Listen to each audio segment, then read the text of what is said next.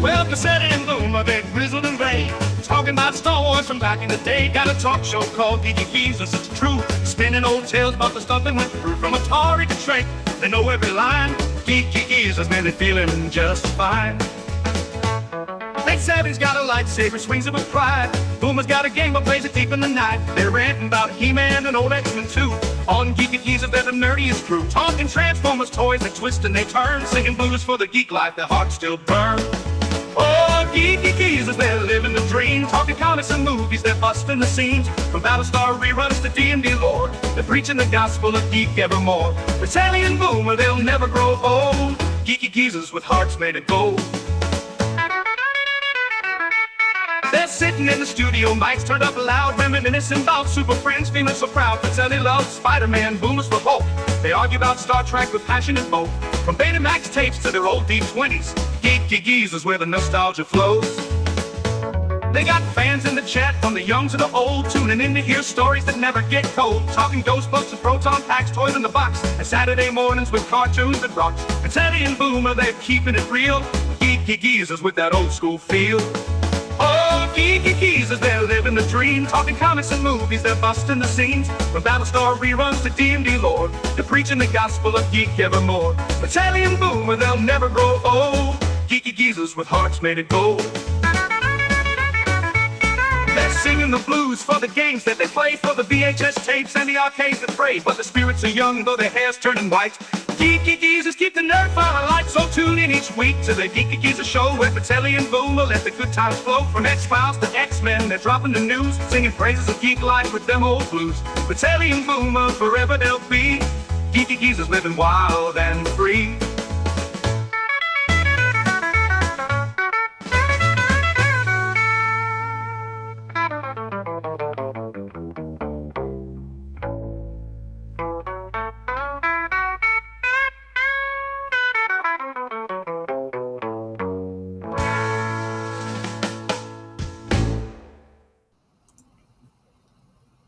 Hello. I want to talk to you about something. So, can you hear me?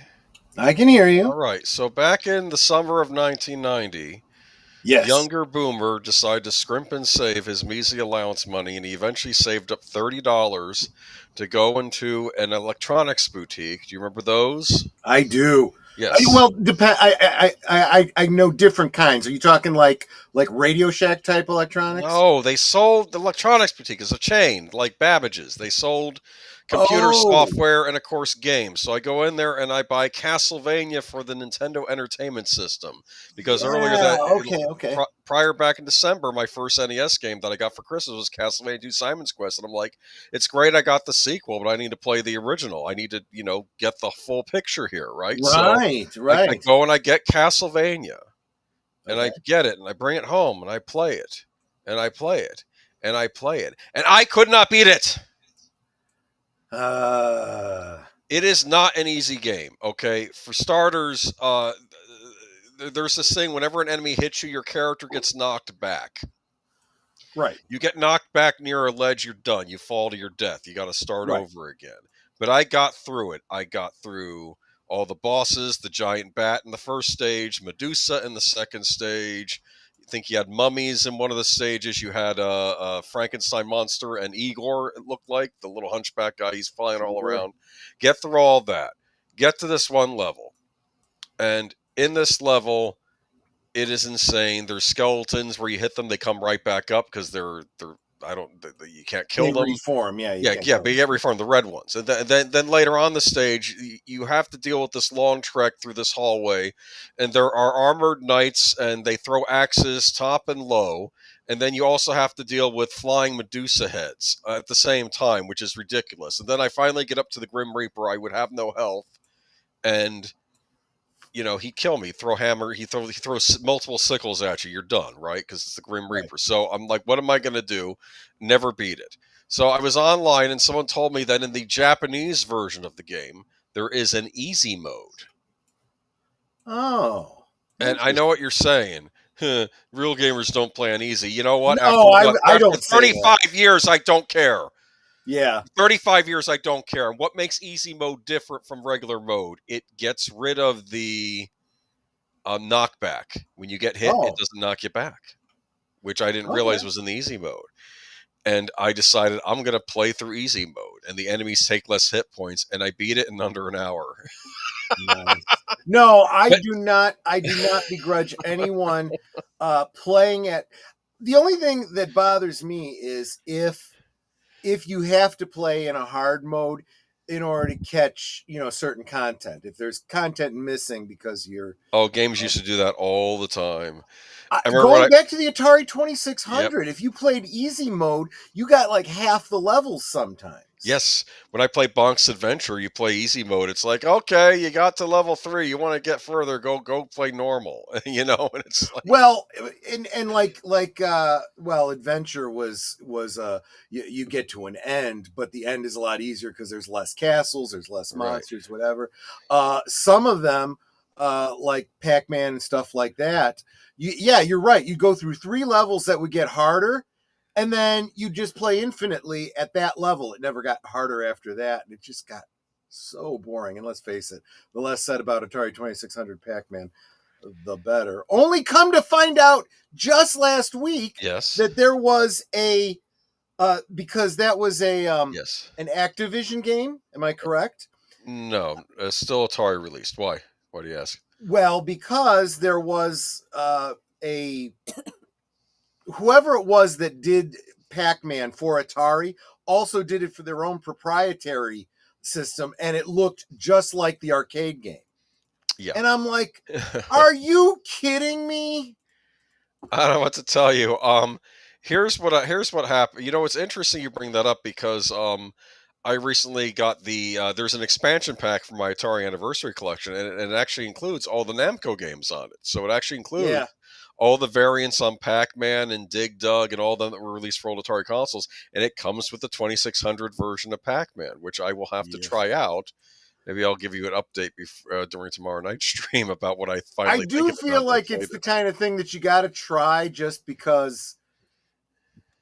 I mean, it's like you have to see The Room, right? Or like eventually I'm going to have to see Bad Ronald. Things like this, Well, I remember on Teleport City, a website I used to visit back in the day, when he was reviewing the Star Wars Holiday Special, and he said, I hadn't been this crushingly disappointed since playing Pac-Man on the Atari 2600. He recorded that as a kid. Anyway, welcome to Geeky Geezers. I'm your host, Aged Boomer. This is my co-host, Pacelli. Yeah, hello. And this is my other co-host, Netter of Netters Network, the Geezette. Good evening. And so here we are. This is what we do. We talk into the night, or about all the geek stuff. Yes, we have to, because it's what keeps us moderately sane, right? See, I'm anxious though, because I think I want to be able to play Dig Dug on the Atari 100 computer, which I think is included, because that was my first ever video game that I ever owned. My dad got it for me, I think, as a Christmas present, and I had a cartridge of Dig Dug for the Atari 100 computer. I remember that back in the day. What you were just saying about Castlevania and not being able to get through it and frustration, you made me think of what's it? Angry Video Game Nerd. Video Game Nerd, and other channels like that, where I've watched and I've seen there are just some games that are just so ridiculously hard, and not hard as in challenging, hard as in just freaking ridiculous to the point of not even being fun. Here's here's what was wrong, Boomer. Mm-hmm. You needed wall chicken. You needed more wall chicken. There's plenty of that in the game. But you can't find it near the Grim Reaper. There's none there. That's right, because they did not want you beating him in the original game. And let me tell you something. I learned later on that some of the reasons these games were ridiculously difficult, it turns out they were very more difficult for the American audience because we went to rental shops, and they were worried they'd beat the game in a weekend and never want to touch it again. But if we make it hard, they'll keep coming back and coming back. Well, I just saw a video today about a series of games, that were like so violent or so whatever. Yes. They were banned in certain countries, right? There was a game from the early 90s. I never played it, but it looked interesting. It was a video game version of all things. What is it? I Have No Mouth and I Must Scream. Yes, they did a remaster of that recently. Yes, Nighttime. Well, did those Doom games. Here's the story behind that. if it's a science fiction classic, everybody knows it. Yes, Harlan a Ellison. supercomputer. Yeah, Harlan Ellison. Supercomputer wipes out the entire human race and keeps 5 people alive indefinitely to torture them in cyberspace for eternity. And you go through the game experiencing the torture. Basically, it's like Dante's Inferno. You're going through the different stages of hell through each one of the characters. Well, the last character was a scientist from the from 1930s Germany, shall we say? Oh, and in Germany, they did not allow you to have images of that National Socialist flag and its symbol, and that was all over that level of the game because it was integral to the story. So some geniuses came up with the idea, well, we'll just eliminate that level from the game. Well, that's just great. That made it impossible to finish the game because there was stuff that was required to be finished in that level. So for over 20 years, people were completely unable to finish the game until this re-release and Germany kind of relaxed their laws so that now you can actually play the game. They're skittish about that stuff still, even in the American versions. I don't know if Call of Duty, I think they were still able to use them, but yeah, they were. Never mind. Anyway, that's interesting though. I'll have to pick up that remaster at some point. But when people willfully ignore history, they are certain to repeat it. So, welcome everyone. On that note, welcome to a happy night of frolicking. Hello geezers. Have a wonderful show. Have a great week, everyone. Thank you, Big Al. How's it going? You talking to me or to Big Al? I don't know. Just everybody, I guess. I don't know. Real Regulation Gaming Recap, welcome. JPRPH1, welcome. Netters Network reminding us that there is a last call membership drive going on. Please subscribe. It comes with its own set of benefits, too. I'd like to think so. Only $1.99. All right. So let's move down to JPRP. Deleted Scenes, welcome Unscripted Raid. Jesse Gajardo. I have to tell you, I was half expecting to talk about the Netflix thing. I noticed you weren't too keen to talk about that on your show either. We're going to talk about it but here. We are definitely going to be talking about it here. And I'll tell you during that segment, I'll explain to you why I'm a little loath to talk about it. And, I got you. Where I think a lot of even some of our favorite channels are addressing it probably from the wrong perspective. Joshua V, welcome. Let's see. Troy, my dude. Okay. It's like the dude from I like to think so. Is Jesse, are you saying that the opening segment, the opening theme is AI Elvis? I did intend the song to be that kind of R&B type style, yeah. Geek Flag with Nate knows, welcome. What's up, my fellow old farts and lovely netters? Okay. I don't know, man. When it takes you 35 years to beat a video game, over 35 years, it's ridiculous. And you know what happens when you kill Dracula? His head goes flying off, and that was incredible. But don't get too excited, because then his body morphs into this huge demon you got to beat, and then finally you kill him. Hey, look, the Prince of Darkness. Yes. Mm-hmm. I am playing a game that's, I think it's more than 35 years old. Ultima 4. I never beat that as a kid, and wow, that's old school. No, yeah. Okay, I got y'all beat. I still have not beat Zork. Yeah, I remember Zork.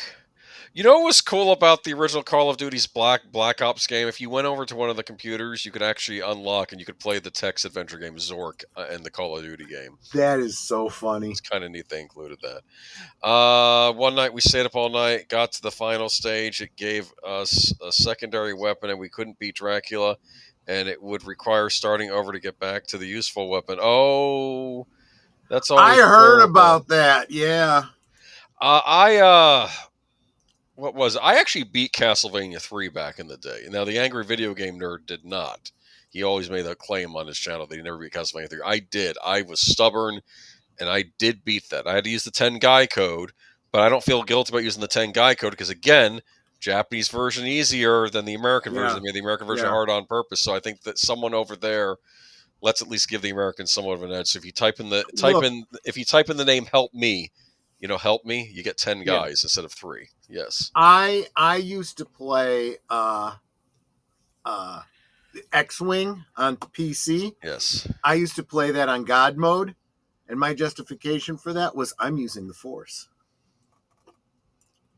You're using the Force. Oh, I see. When you use cheat codes, I got you. Yeah. Well, it wasn't a cheat code per se. It was just, I guess you'd consider it to be a difficulty level within the game, which is just like the easiest one. It's God mode, where you can't die. I use that plot armor. I used that for Ghouls and Ghosts on the Genesis, and I used the invincibility code, and I still died because it doesn't save you from jumps. You know what I mean? And it's like that's how hard that game is. That's like Zootopia, welcome. It is funny to hear you say I was on God mode, so I couldn't die, and I still died. Yeah, I guess. That's the game where you're playing King Arthur, and it's basically King Arthur as a knight versus the devil. That's basically what that game series is. That was ultra hard. Anyway, welcome to Geeky Geezers. I guess we should get into the presentation. Is it here? Oh, yes, it is. Okay, let me sure. Bring it up. There we go. There we are, and 12-7. We always talk about the good old days, and Troy, you might be more familiar with this than me, but I figured we would talk about the Archies, or the Archie Show, as it was called back in the day. Well, it went through a lot of different iterations. It looks like a newer picture of them, actually. That does not look classic. Okay, let's move on. I actually think that's artwork from the from a physical media release of it. Oh, it was originally released starting September 14th of 68. It ran until January 4th of 69. But it did birth a lot of it was kind of in that kind of cartoon syndication where it didn't really matter when it originally aired. They played it, for a long, long time. And there were many spin-offs, many updates, They did a ton of little Archie shows in the 70s. I was looking at the list. There was the Archie and Sabrina hour. I'm curious, did Sabrina the Teenage Witch, was there ever a crossover? It was the same comic book company. So did they ever run into each other? It was kind of like, all the time. Okay. Same. It was just like with Casper and I'm forgetting the name of the witch that was in that Wendy. one. Was it Wendy? Wendy I believe the so. Witch. I believe so. Yes. Okay. It was the same thing. And sometimes within the same comic, you would have short stories of each one of them. So you could have an Archie comic that had a Sabrina the Teen Witch. I think she went to the same school as them. My memory's kind of fuzzy on that. But here, some of the spin-offs. Okay. 1970, Sabrina and the Groovy Ghoulies. Sabrina the Teen Witch from 70 to 74. The Groovy Ghoulies, 1970. What are they called, Groovy Ghoulies? Was that like a band she was in or something? It was like Monsters. Yeah. Okay. Is everybody in bands on these series? I've noticed. Oh yeah, yes. The running theme. In fact, talk about the musical thing. 1977, the Bang Shang Lollapalooza show.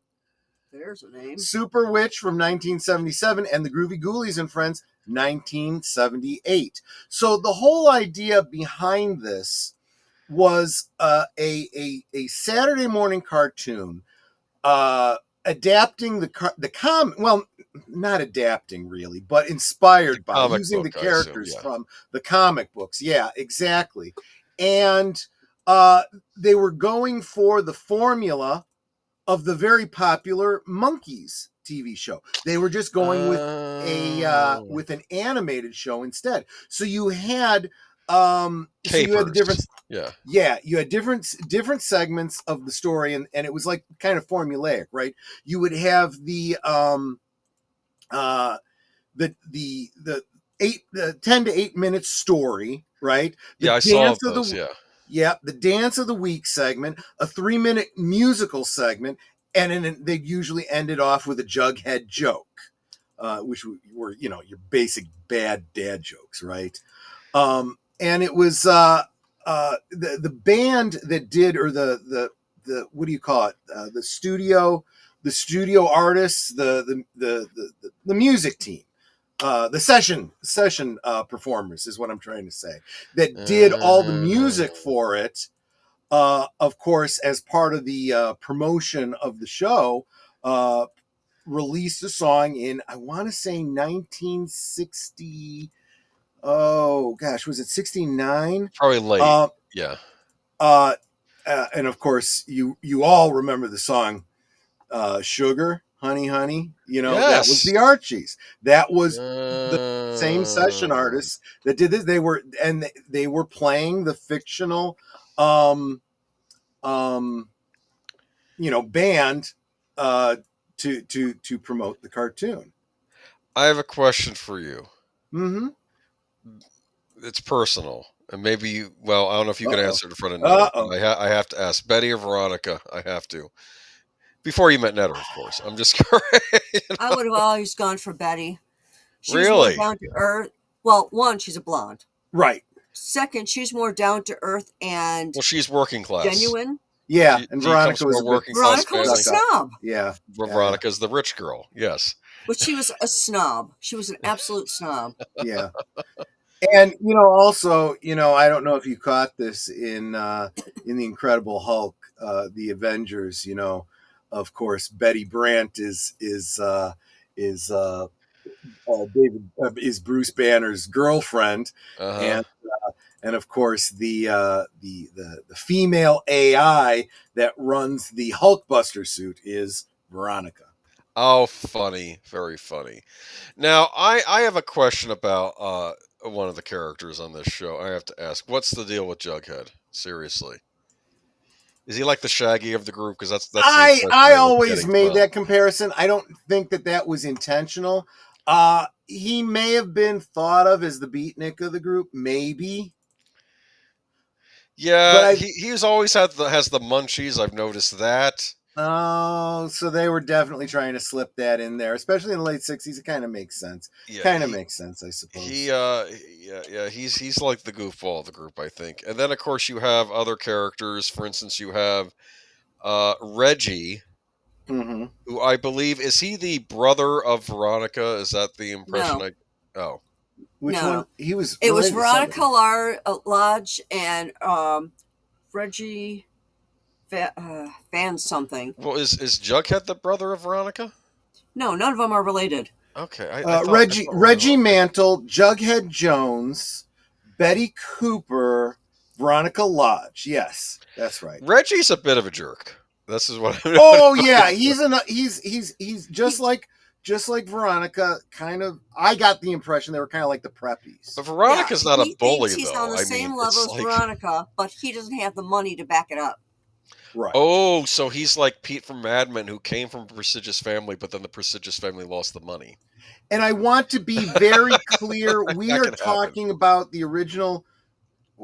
We're talking about the original cartoons, which were based on the original comics. I don't know what the hell they've done in the past 10 to 20 years with these live action CW, transifying LGB stuff that they do to all these people. Did they do that with Archie? I don't know. I'm assuming. Modern day. I always figured Archie was wholesome. Nothing is wholesome in the modern DEI, push era. There is a dog in that group, and I believe the dog is called Hot Dog. Correct? Oh, I don't even really remember that. I think the dog. I can't remember now if the dog belonged to Jughead or to Archie. And it was like a sheepdog, right? And you could hear it, and you could hear his thoughts. Like no one else could hear him say anything, but you in the audience could hear his little commentary on the situation. I did. Hot Dog. Yeah, he was the mascot for the Archies, and was often portrayed as pretending to conduct the band. Yeah. Now I did watch Jughead's dog.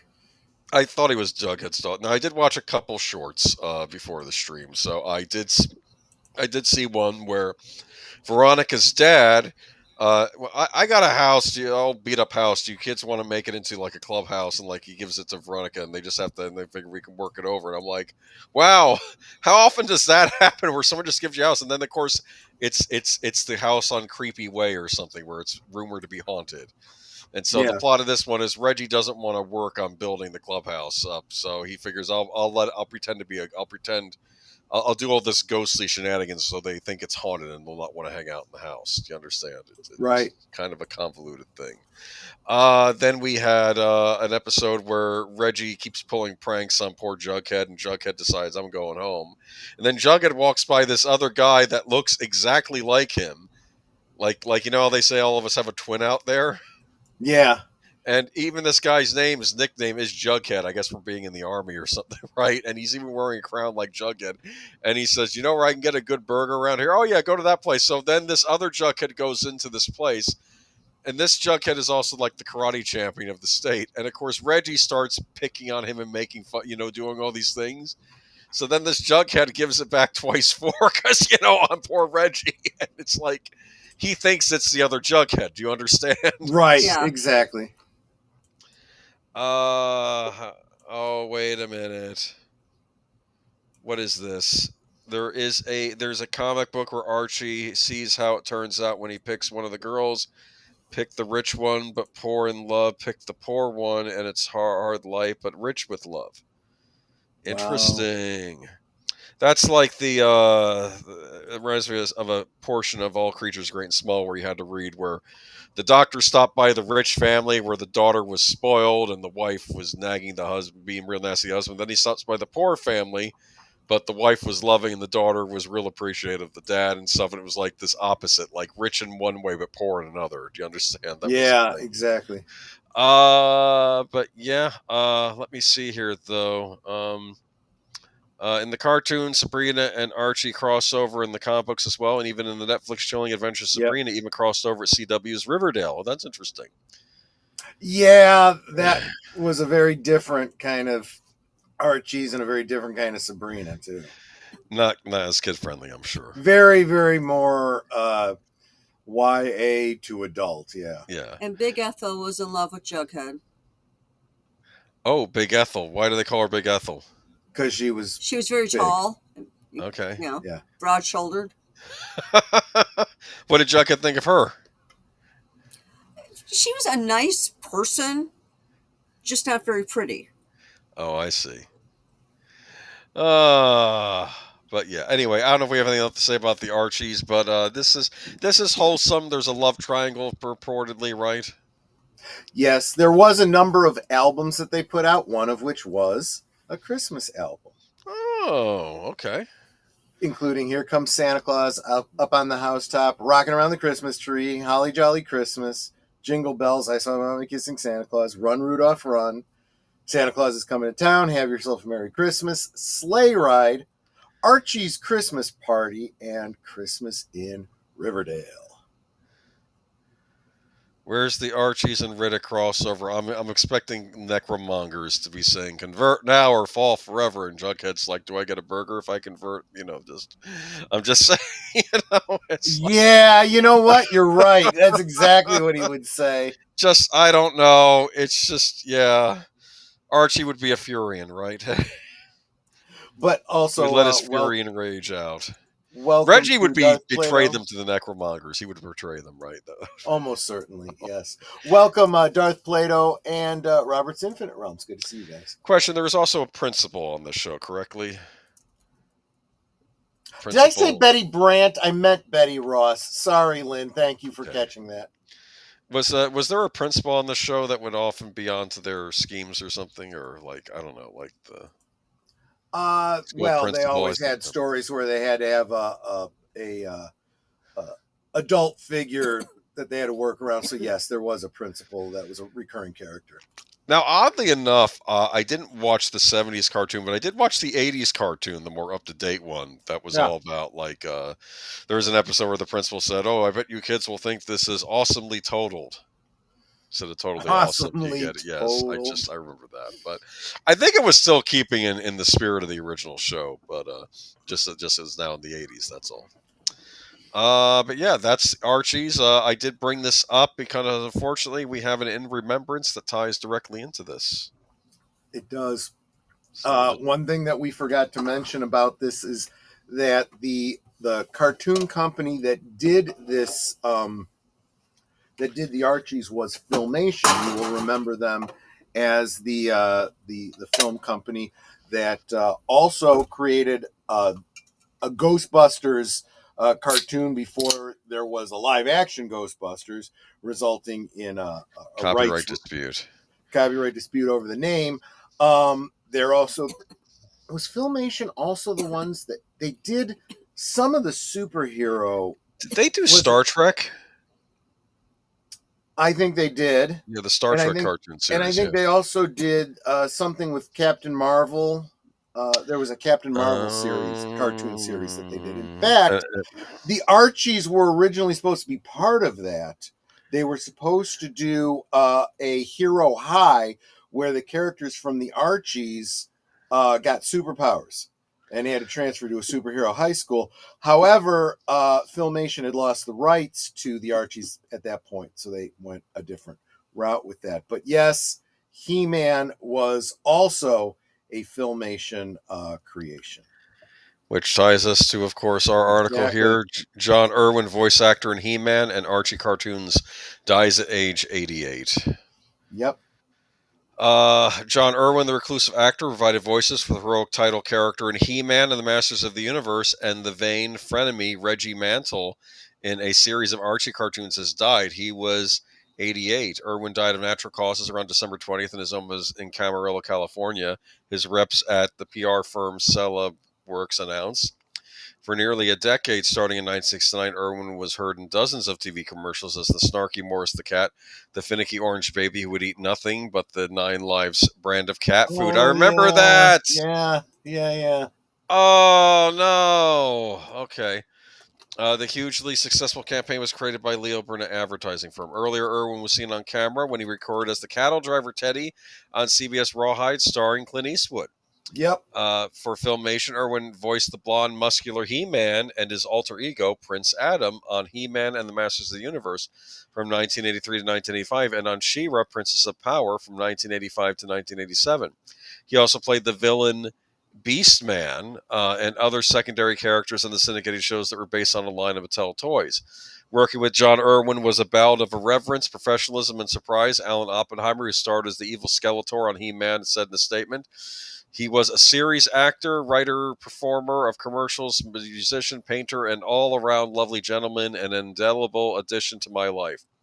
Added Melody Britt, the voice of She-Ra, He-Man's twin sister. For 40 years, John Irwin was not only my brother on screen, he was my friend. Born on December 5th, 1936 in Cambridge, Massachusetts, John Irwin played various characters, including a paratrooper and chaplain on the 1956-1957 series Citizen Soldier. Isn't that interesting? Later on, he worked on cartoons Groovy Ghoulies, Foofer, and Space Cats, and in the film Babe, and came out of retirement to voice He-Man one last time on a 2005 episode of Family Guy.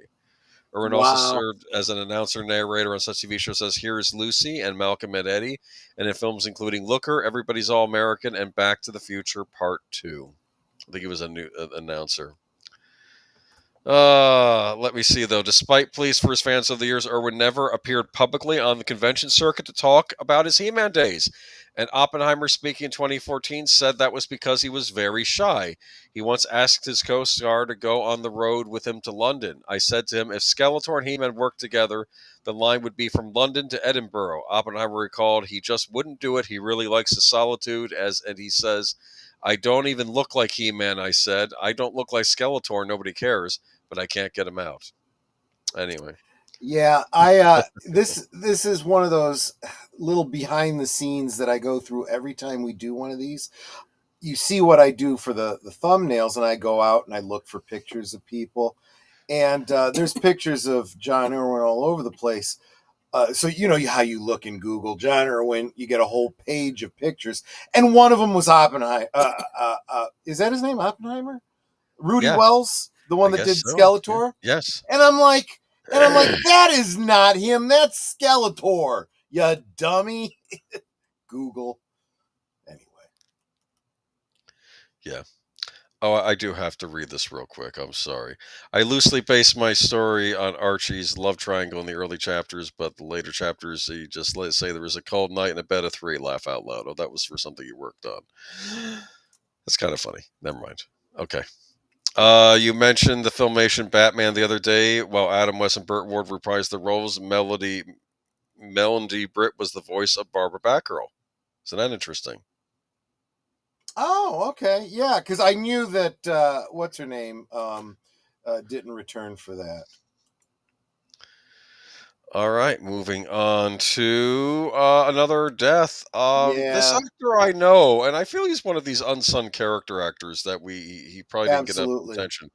Cary Hiroki Tagawa, 75, has died. So Yeah. and this is why, this is when you see especially ethnic character actors, Right. you're like, I've seen this guy before, but he looks so much like the guy from this and this and this. Oh, do we all look alike? No, he's actually in all of those movies. He looks like himself. He was in, he was on an episode of Babylon 5. I remember. Yes, One of the security guys. I thought he was gonna be a Yes. regular, but we only saw him that one episode. But because he would typically play villains a lot, so I was happy he was not playing a villain in that episode. And when someone tries to corner you and say, "Oh, you think all Asians in Hollywood look like?" No, it's just that there's only like one or two Asian guys that play all of those roles that we know them from. Start hiring more Asian actors. There's a lot of good Asian actors. Yes, there are. Well, I only know that because I don't watch so much American Hollywood films anymore. Cary Hiroki Tagawa, the prolific and instantly recognizable actor, best known for his roles in the Mortal Kombat films, The Last Emperor, Memoirs of a Geisha, The Man in the High Castle, died Thursday in Santa Barbara, California. He was 75. Tagawa died due to complications from a stroke early this morning, surrounded by his children. His family confirmed news of deadline. Tagawa is best known to a broad audience as the evil sorcerer Sang Sung in the film, TV, and video game iterations of the Mortal Kombat franchise. He began playing the character in New Line's 1995 film adaptation and was also featured in the 1997 follow-up Mortal Kombat Annihilation. Yep. Was he in that movie? I don't remember him being in the sequel. I actually don't remember. All those movies kind of blur together. The sequel was so awful, though, I might have blotted it out from my head, but I did love the first one. Be. He was a good villain in that. What is rough about this is that and several of you guys sent this to me for tonight, so it's hard for me to credit any one specific person.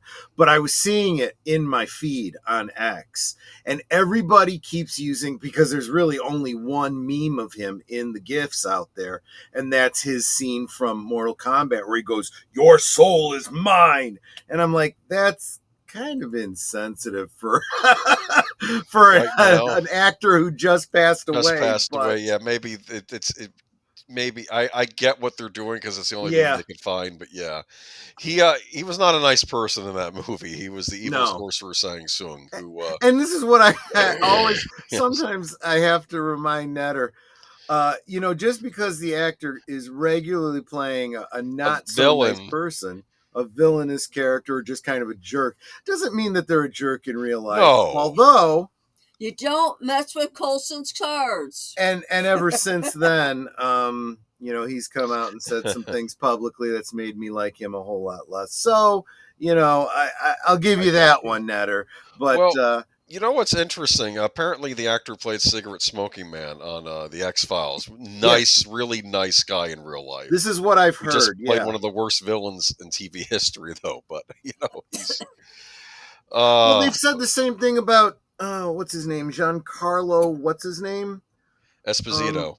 Yeah, him. Gus Fring in Breaking Bad, and he was also the villain on Mandalorian, right? The Mandalorian. Yeah, he always seems to always be playing a villain. From what I hear, he's a real nice guy, Yeah, he's terrifying. He's like, he was terrifying on Breaking Bad. Yeah. But it was let me see though. I did want to bring up though the first one grossed more than 100 million, a budget to 20 million. It was the perfect timing in that Mortal Kombat as a video game at the time we did the film was on number 4 or 5. That impact of the film certainly had to do with the build of video games, Tagawa said later.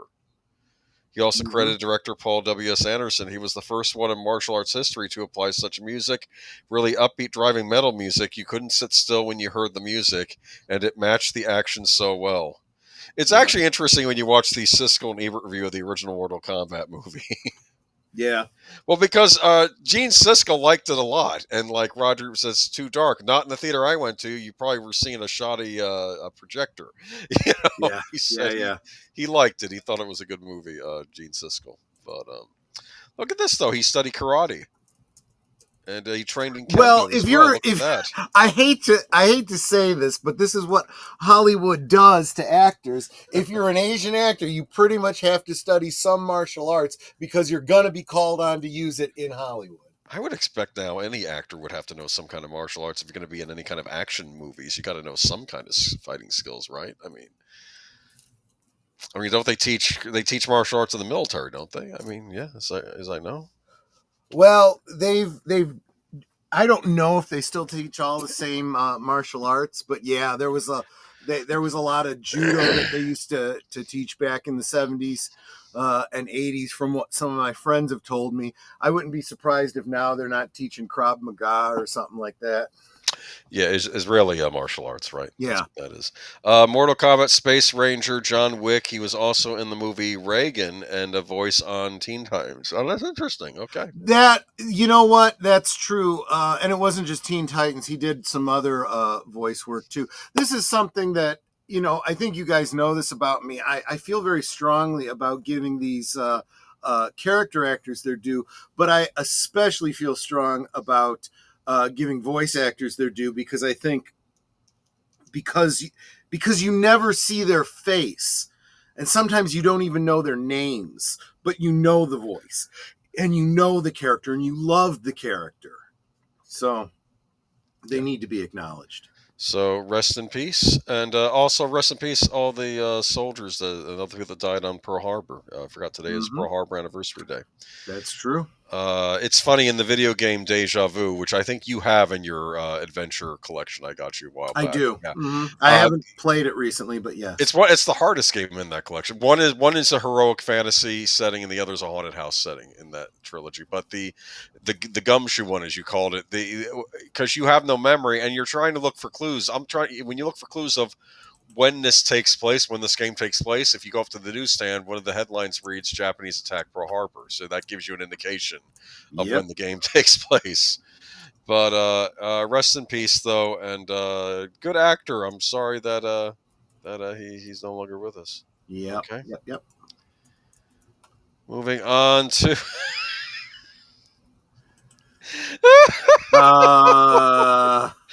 you were just was it this you were talking about or another one that had rights issues related to the music? No, that's not what this is about, though. This isn't about a rights issue. I'll get into this with you. Okay. Hold on. Let me look up the price of Did these you Amiibos. see in the thumbnail? I had two different articles represented by in the thumbnail with rip-off written over both of them. Oh boy! Oh look! Okay, something is currently sold out. All right, let's get into this. All right. Yeah. This is something that drives me crazy. This is not the first time Nintendo has pulled one of these stunts, but this is the worst one I've read. Back in the day, I remembered Metroid. A remake of Metroid 2 came out of the Nintendo 3DS called Metroid: Samus Returns, which was a remake of the game Metroid 2: The Return of Samus. And I remember not getting it at the time, and this made me remember why I got turned off originally. In order to unlock a sound mode where you could listen to this game's soundtrack, you needed to buy an amiibo, one of those plastic figurines, and connect to the DS. And I said, I'm not doing that. Yeah. That's something that you should just give me as access to the game. Like, I'm not against amiibo giving you like extra things to help you with the game, like a 1-up or something like that, or maybe a different costume. But stuff that I feel should be in the game that you would have given us anyway. Right. And then you lock it behind a piece of plastic. It's almost like it's a weird microtransaction, except in this case it's a microtransaction you get to own in physical form, which is weird because you get to own this statue. But that was just listening to the soundtrack. But now they've gone further, And now with Metroid Prime 4, the new game, there's this one stage in it where you're in the overworld and you have to go around this huge desert and you have to collect these green crystals. And from what I've heard, it takes you forever. And there's no music. And then someone online was saying, wouldn't it be great if there was some banging music? Well, apparently you can listen to a rocking music while on your bike in this long desert, but you need an amiibo to unlock it with. Oh, gosh. Amiibos have gone up in price. That is the ROM price tag for that. This thing is at least $30 extra. But it gets even better.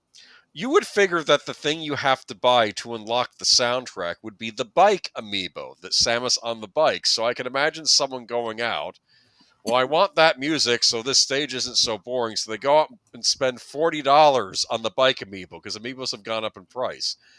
Considerably.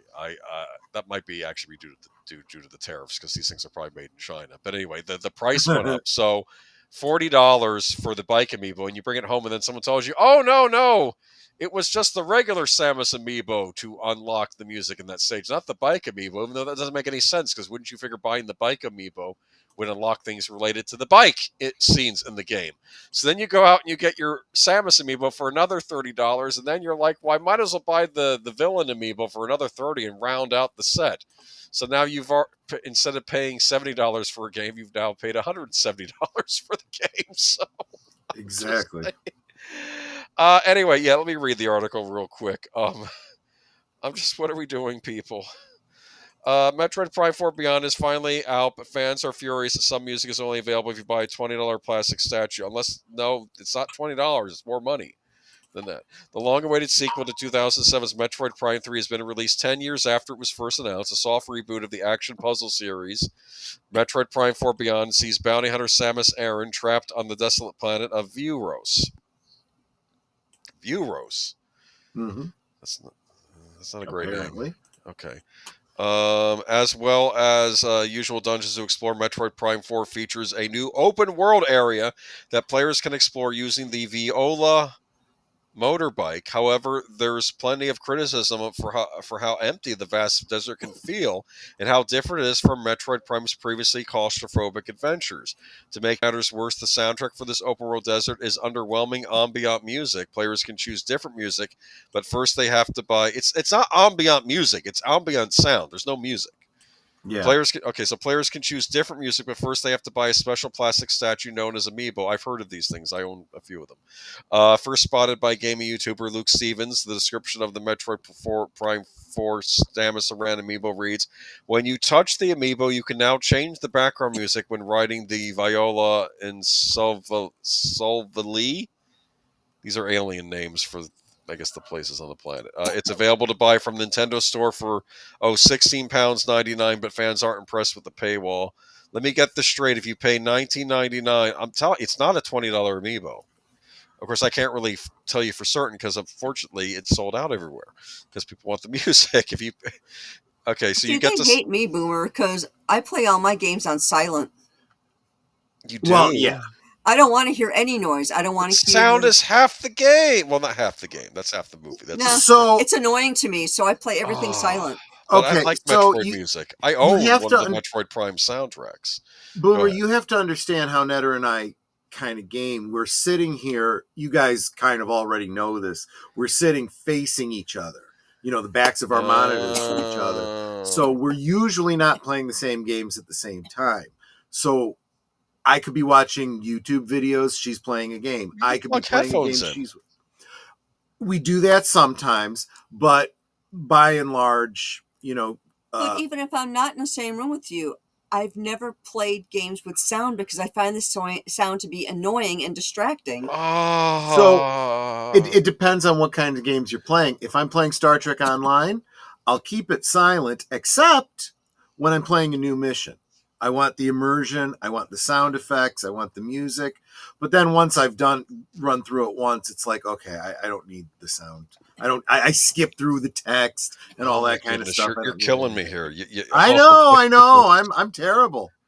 One of the great things about the NES was it had a decent sound chip. So, I mean, granted, it's chiptune music, but a lot of us grew up with it. Now, of course, there's bad video game music. I'm not going to say there isn't, but I don't know. And to be fair, I've always liked the music of the Metroid games, but this is. Oh wait, here's a reaction though.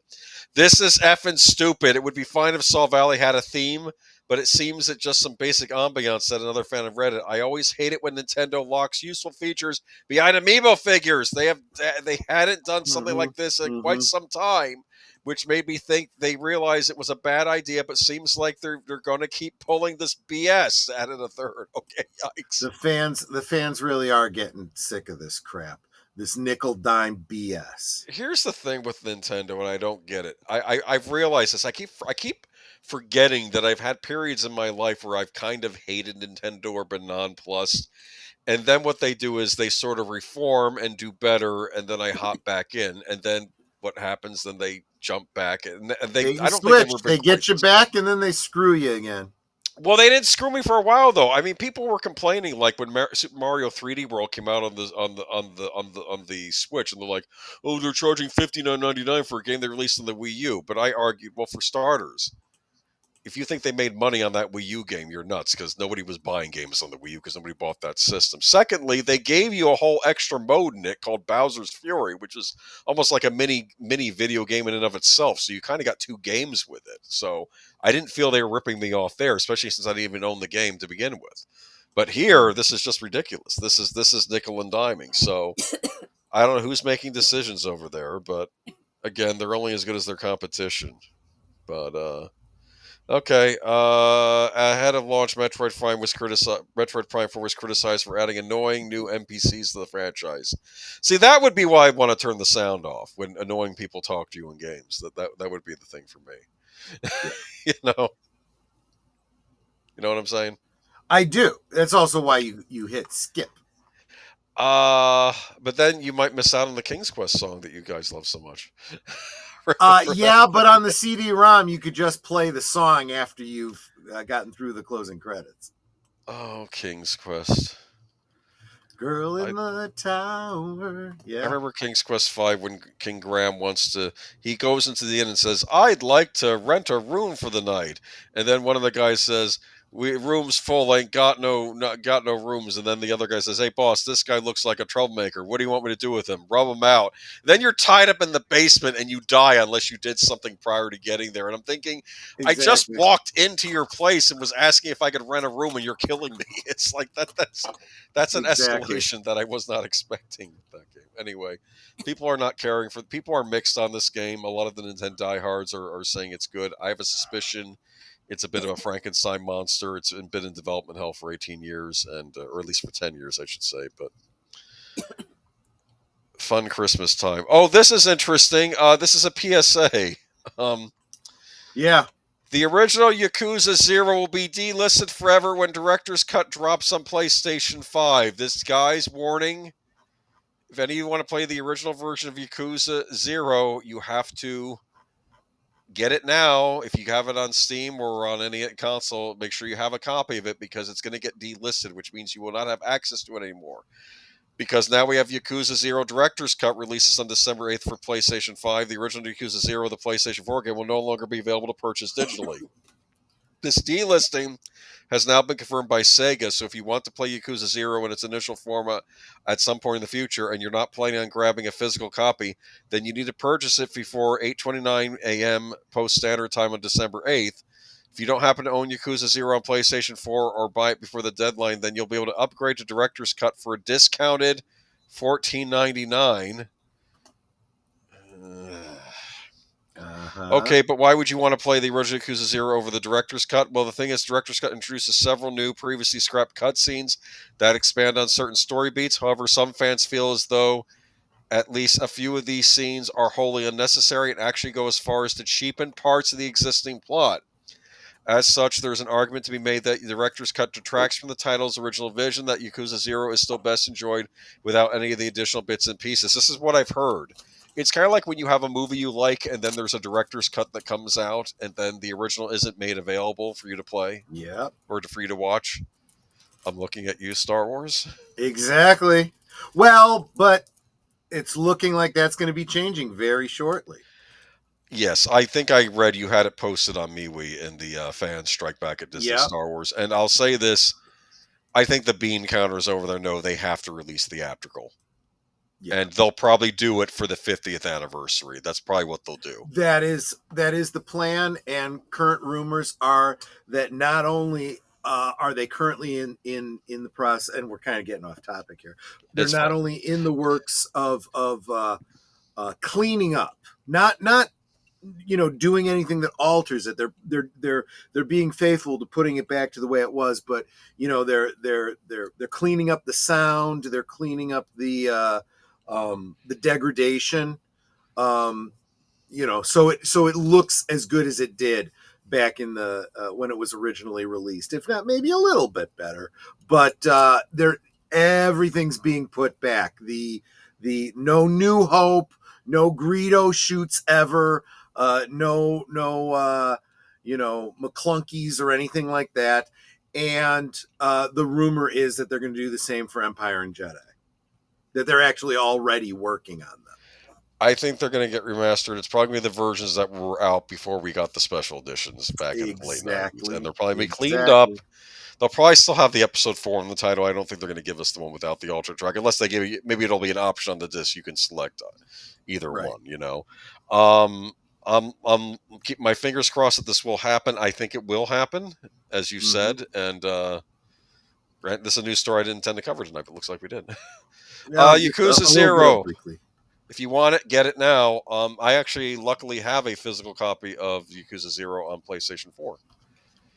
And I have a digital version on my Xbox, because they never released them physically on Xbox. I am so Yakuza obsessed, I bought the series twice. Once on PlayStation 4, once on Xbox. Nice. Because I'm nuts. Okay, that's basically why. I can attest to that. Yes. Okay. Well, here's what it was. I got annoyed with PlayStation because I bought the Yakuza games on PlayStation. Then I got annoyed with PlayStation. Then I got an Xbox. And then they have those digital sales where the stuff gets real cheap. And I'm like, okay, I'll pick them up there. But so I have them on both, and I intend to play through them. Do you know what the plot of Yakuza is? You play as a member of the Yakuza. How'd you know that? The Japanese version of the Casa Nostra. Okay. Yeah, we don't talk about Fight Club? You don't talk about Yakuza. You don't talk about the Casa Nostra either. Yakuza 0 is fascinating in that it takes place. It's a prequel game. So the original Yakuza game, they even remade it as Yakuza Kiwami. It starts with your guy getting out of prison because you got sent to jail. And I think it's like late 90s and you're maybe early 2000s, and you're wearing still wearing your 80s clothes. Do you understand your 80s suit? Sure. But Yakuza 0, you get to see him at the height of the 80s. And basically the Yakuza 0 is all about Japan in the 80s, which of course was like their 1920s, like their age of excess, like where all the money was rolling around all over the place, remember? So they played that up in that game, basically. Yeah.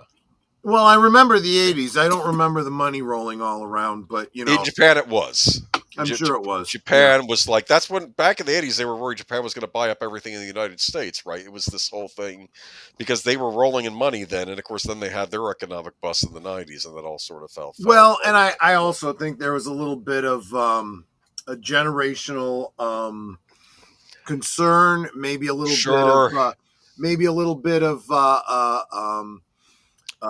guilt. There was a couple bombs that we dropped on their country, and we took away their military.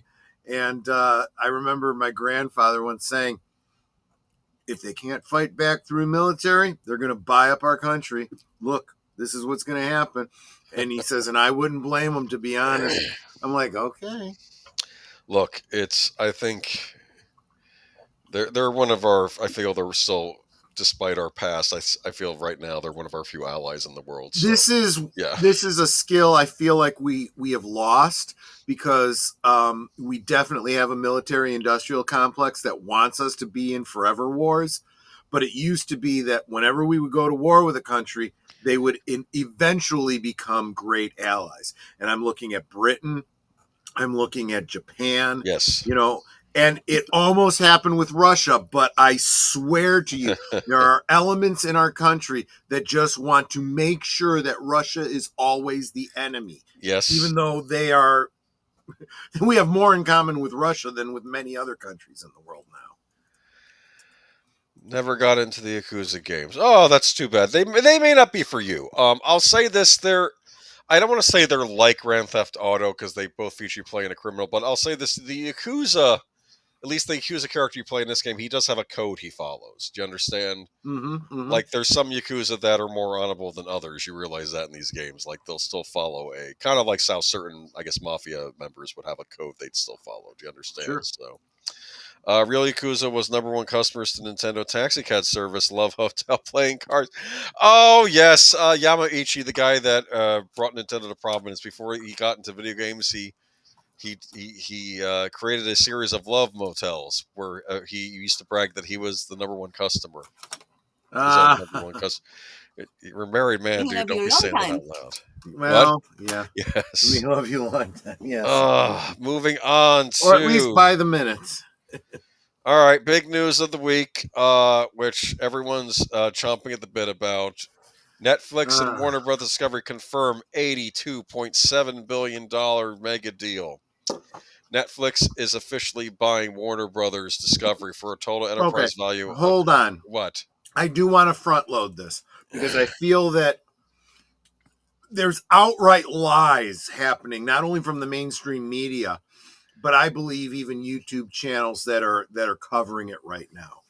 And they are not looking at the big picture. They may have come to an agreement about a purchase deal. That doesn't mean that Netflix is legally going to be able to buy what they think they want to buy. This still has to get through the legal hurdles of the Federal Trade Commission. And right now, the current administration is saying a big no. Insert Bugs Bunny meme. No. Yes. Okay. I do want to bring something up, though. Now, to be fair, this might have happened during Biden, but Microsoft was still able to buy Activision, and I don't think they should have been allowed to do that. I agree. And I remember Disney bought 20th Century Fox, which I also think that should have been stymied as well, but they weren't. That's why I'm worried about this, but we'll see how this plays out. Apparently, you have people across the aisle for different reasons being against this deal, which was interesting. So politicians on both sides. Yes, that is the other side of it. It's not only the current administration. I don't care if you hate Trump and this current administration, you voted the other way. A lot of the people on the other side of the aisle, for example, Hollywood, all of Hollywood, who all hated Trump, they're in agreement with him on this too. Yes. Because this could signal the end of all of their jobs. Here's the problem. Netflix is not interested in theatrical, and Hollywood is They're really not with the interested age in of streaming. theatrical, and they're not interested in physical media, which we'll be talking a little bit more about later in the They still have yet to release Stranger Things season 3 on Blu-ray, unless I'm mistaken. Correct me in the chat if I'm wrong on that, because I've not seen it. There is a lot of talk that they're not going to. The argument from Netflix was, well, season 1 and 2 didn't sell very well, so we don't want to bother. Bull crap. They just don't want there to be physical media out there. So, folks, I'm just saying, you have the right under fair use law and laws that were passed by Congress back in the 80s. If you've streamed it and you have the ability to record it for your own home purpose, you have the right to make your own physical media. Does this mean Netflix is going to force us to get their service when Netflix is going to copy Disney style, no DVD and Blu-ray copies of TV shows and numbers? Well, it's worse because it's worse because say what you want about Disney, they finally caved and they did release Blu-rays of like Andor and other TV shows. I mean, they are slowly trickling out from Disney. Oddly enough, I think Paramount is the best with their streaming. They do have their streaming shows, but they will put them out on DVD, like HBO used to. I think Warner Brothers is still pretty good with that too. But other channels, they're terrible. Netflix is the worst. They don't believe in physical. They did in the beginning, like early on, you saw like Daredevil seasons 1 and 2 coming out on DVD and Blu-ray, and I think later on, first couple seasons of Stranger Things, even though they were Target exclusives, they did come out in a Blu-ray DVD combo, and I never saw any of the following seasons get released, and I don't know if they ever will. I got to be honest with you, I don't care for the packaging on them. When I originally bought them, I thought it was cool because they looked like VHS, but they're as a result, they're way oversized to put on your DVD shelf. There's a way to do that and still give you a DVD package that you can show. I know. You know, I know. This is what drove me crazy. No offense to the late David Lynch, and I know they fixed this since then, but some of those original Twin Peaks or Blu-ray or Box DVD sets, packages, yeah. oh my goodness, those were complicated. I have a hard time complaining about that because I have every different version. So it's like, you know, I can It's a find collector's thing, a way yes. to accommodate, you know, at least one of those on my shelf and put the others somewhere else. One of the worst packagings I ever saw was the Memento DVD from Christopher Nolan, where it looked like a note, like a file, like a file you keep in a desk drawer. It was so weird how you took that out, and then the menu system was insane. It was all this like psychological tests and like select this. I think finally when it came out on Blu-ray, I'm picking the Blu-ray up because it's normal. I can't deal with this nonsense. Real Netflix- quick, I want Mhm. to go ahead. What were Go, you you gonna know, say? go, yeah. I wanted to bring up this comment from Darth Plato. Does this mean Snyderverse is coming back? I keep hearing this. So, first, I want to couch this in the fact that we don't have inside sources. All we could do is report our own opinions and what we're seeing out there. But my personal opinion is it is even less likely that is going to happen for a number of reasons. I believe that what you're seeing, all of these rumors that the Snyderverse is coming back, blah, blah, blah, blah, blah, blah, blah, is a bunch of crap that's being put out by Snyder bots and Snyder bros that are just trying to continue to carry the water for him. It's over, The dude. same people that were pushing the release the Snyder cut, which was an incredible lightning in a bottle that could only happen because of the lockdowns in 2019. It was because of that Warner Brothers was willing to invest the extra money to release this thing that a lot of people said they wanted. They did it. Congratulations, you got it. Give it up now. Did they make money off of that? Depends on how you calculate that. Do you make anything off of streaming? Well, they gave it a stuff? physical release. You could buy They it. did get a physical release, and I'm wondering how many people actually bought.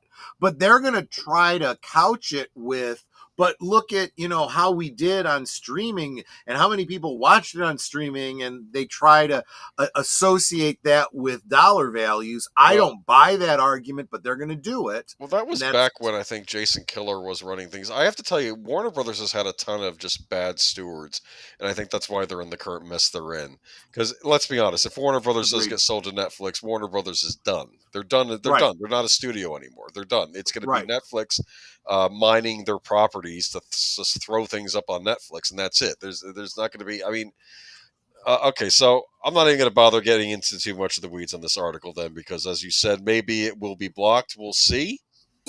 But I don't. I think that if this does happen, this is going to be a disaster for Hollywood, because it'll basically give Netflix so much control over everything.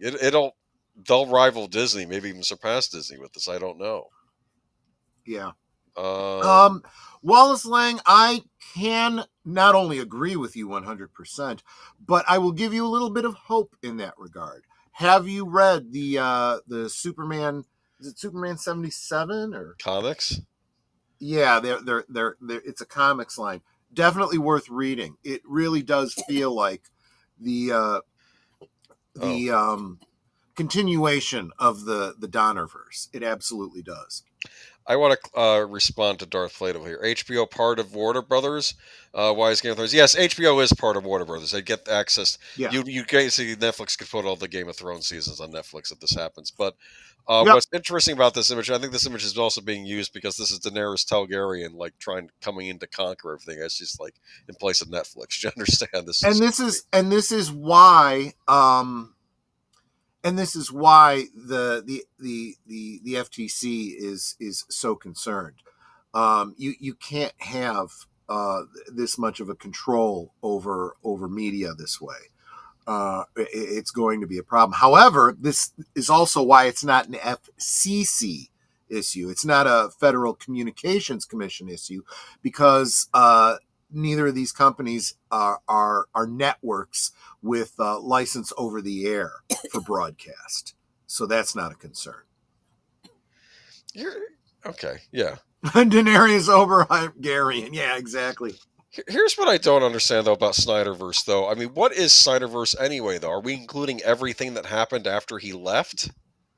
Like That's the a very Aquaman interesting movie, point, because there do is people count the Shazam movies as part of the Snyderverse, even though exactly there's a very blurry had line between the cutoff or the between Black Adam movie, which I wish I never saw. Not to mention that the current Peacemaker stuff kind of falls into Snyderverse, kind of the falls Peacemaker stuff can be both. Yeah. Because it definitely swings both ways. This is James Gunn we're talking about here. Here we go. This is David Zaslav's memo. This should be interesting. Netflix buy reflects generational change in Hollywood. Warner Brothers Discovery is set to establish an integration office in which company planning will be coordinated with Netflix within regulatory requirements, according to a memo sent out to Warner Brothers Discovery employees Friday. The letter from Warner Brothers Discovery CEO David Zaslav comes after Netflix announced its $82.7 billion acquisition of Warner Brothers early Friday. Netflix has said that it expects to maintain the current operations of Warner Brothers, including theatrical releases. More on that later. Discovery will still be spun off into standalone company, Discovery Global, with CFO Gunnar Wiedenfall as the service CEO once the new company separates from Warner Brothers Discovery, expected to be completed on Q3 2025. So this Discovery spin-off company is not part of this deal. That's going to be sold off to somebody else, probably, right? That's the impression I get. So that does seem to be the intent. If Netflix buys, they didn't ever intend to buy all of Warner Brothers, so that means it will get piecemealed out, which is the less profitable way to go for Warner Brothers. In fact, I hate to keep harping on the same point. It's even less so because it ain't going to happen. It's not going to get through the FTC. If it's not allowed to happen, I don't care what their intent is and how much money is being spent. Do you think this splitting off actually was part of them trying to get it past the FCC saying, well, we're not selling the whole company. No, because we're only selling half the company. No, because the part that they are selling off to Netflix is the exact part that would be an antitrust issue. So in the memo, Zaslav noted that while there will be some collaborations until the transaction closes, Warner Bros. Discovery and Netflix remain separate companies. Okay, you're boring me. Okay. It may be tempting. Where's the other? Okay. He added that many questions remain about how the acquisition play out. What we can say now, based on the direction set out today, is that the structure provides a clearer path forward for Warner Brothers within Netflix and for Discovery Global as a standalone company. For both, the goal is a position for the creative work, talent, and brands to navigate a market that is consistently evolving and increasingly global. Zaslav added that among the other bids, strategic paths in combination with Netflix was viewed as the strongest long-time foundation for both businesses. This decision reflects on the realities of an industry undergoing generational change in how stories are financed, produced, distributed, and discovered, and recognizes the strong, transformed company we are today, the significant value we have created, and the resilience and attractiveness that now position us in a rapidly evolving marketplace, he wrote in the letter. That marketplace was perfectly fine until the pandemic hit. Mm-hmm. They had DVD distribution, they had everything, and then they went all in on streaming, and all they're doing is losing. This is a situation y'all have gotten yourself into. Yep. There wasn't anything wrong with the wrong business model. I'm not reading his whole statement either. It goes on forever, but that's ridiculous. It's a generational thing. I mean, I don't know. Has Zaslav been a bad steward? I think he has, but that's just my opinion. I know other people have praised him, thinking he's. However, you look at it from his point of view, he's going to be making out like a bandit. That's the thing. Well, that's the thing. It's all about making a buck. It's not about doing anything great. That's the problem with the world today. What half are they selling? The half that people care about, the streaming, HBO, their streaming services, their whole studio system. I think the stuff they're getting rid of are the cable channels is the other thing, which exactly.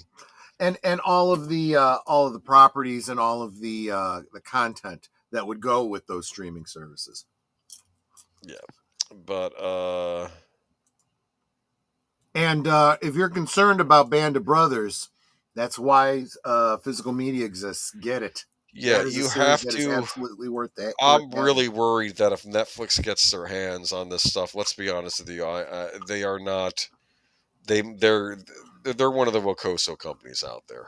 Okay. Not only that, but watch them decide to stop supporting the physical media. So any physical media you have, anyone who's already got Get it the now. entire run of Band of Brothers or whatever, it's only going to go up in value. You're not. Yeah, this stuff's going to disappear if this does go through. It may take a little while. Like right now, you're even after the Access, you'll probably still see stuff on the shelves, but eventually that's going to dry up because they're just not going to care. And Zaslav bought Warner Brothers when it was struggling, and with 3 or 4 years going to flip it and walk away with a pocket full. Yeah, it's basically what he's doing. Yes, I'm not going to try to pretend to geek flag.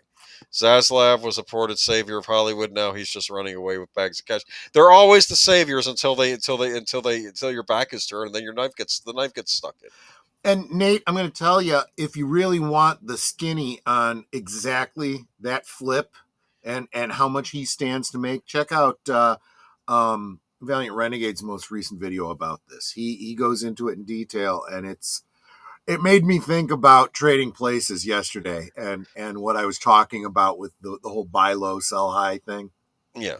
So Netflix may rename HBO Max to Netflix. Yeah, I mean Netflix is more of a name than HBO Max. Okay, I mean, maybe they'll have an I don't know what they're HBO Netflix Max. I don't think Netflix would bother keeping a separate streaming service for HBO Max. They would probably just combine it, and then they could all, if they have all that content, they can just raise the price of Netflix.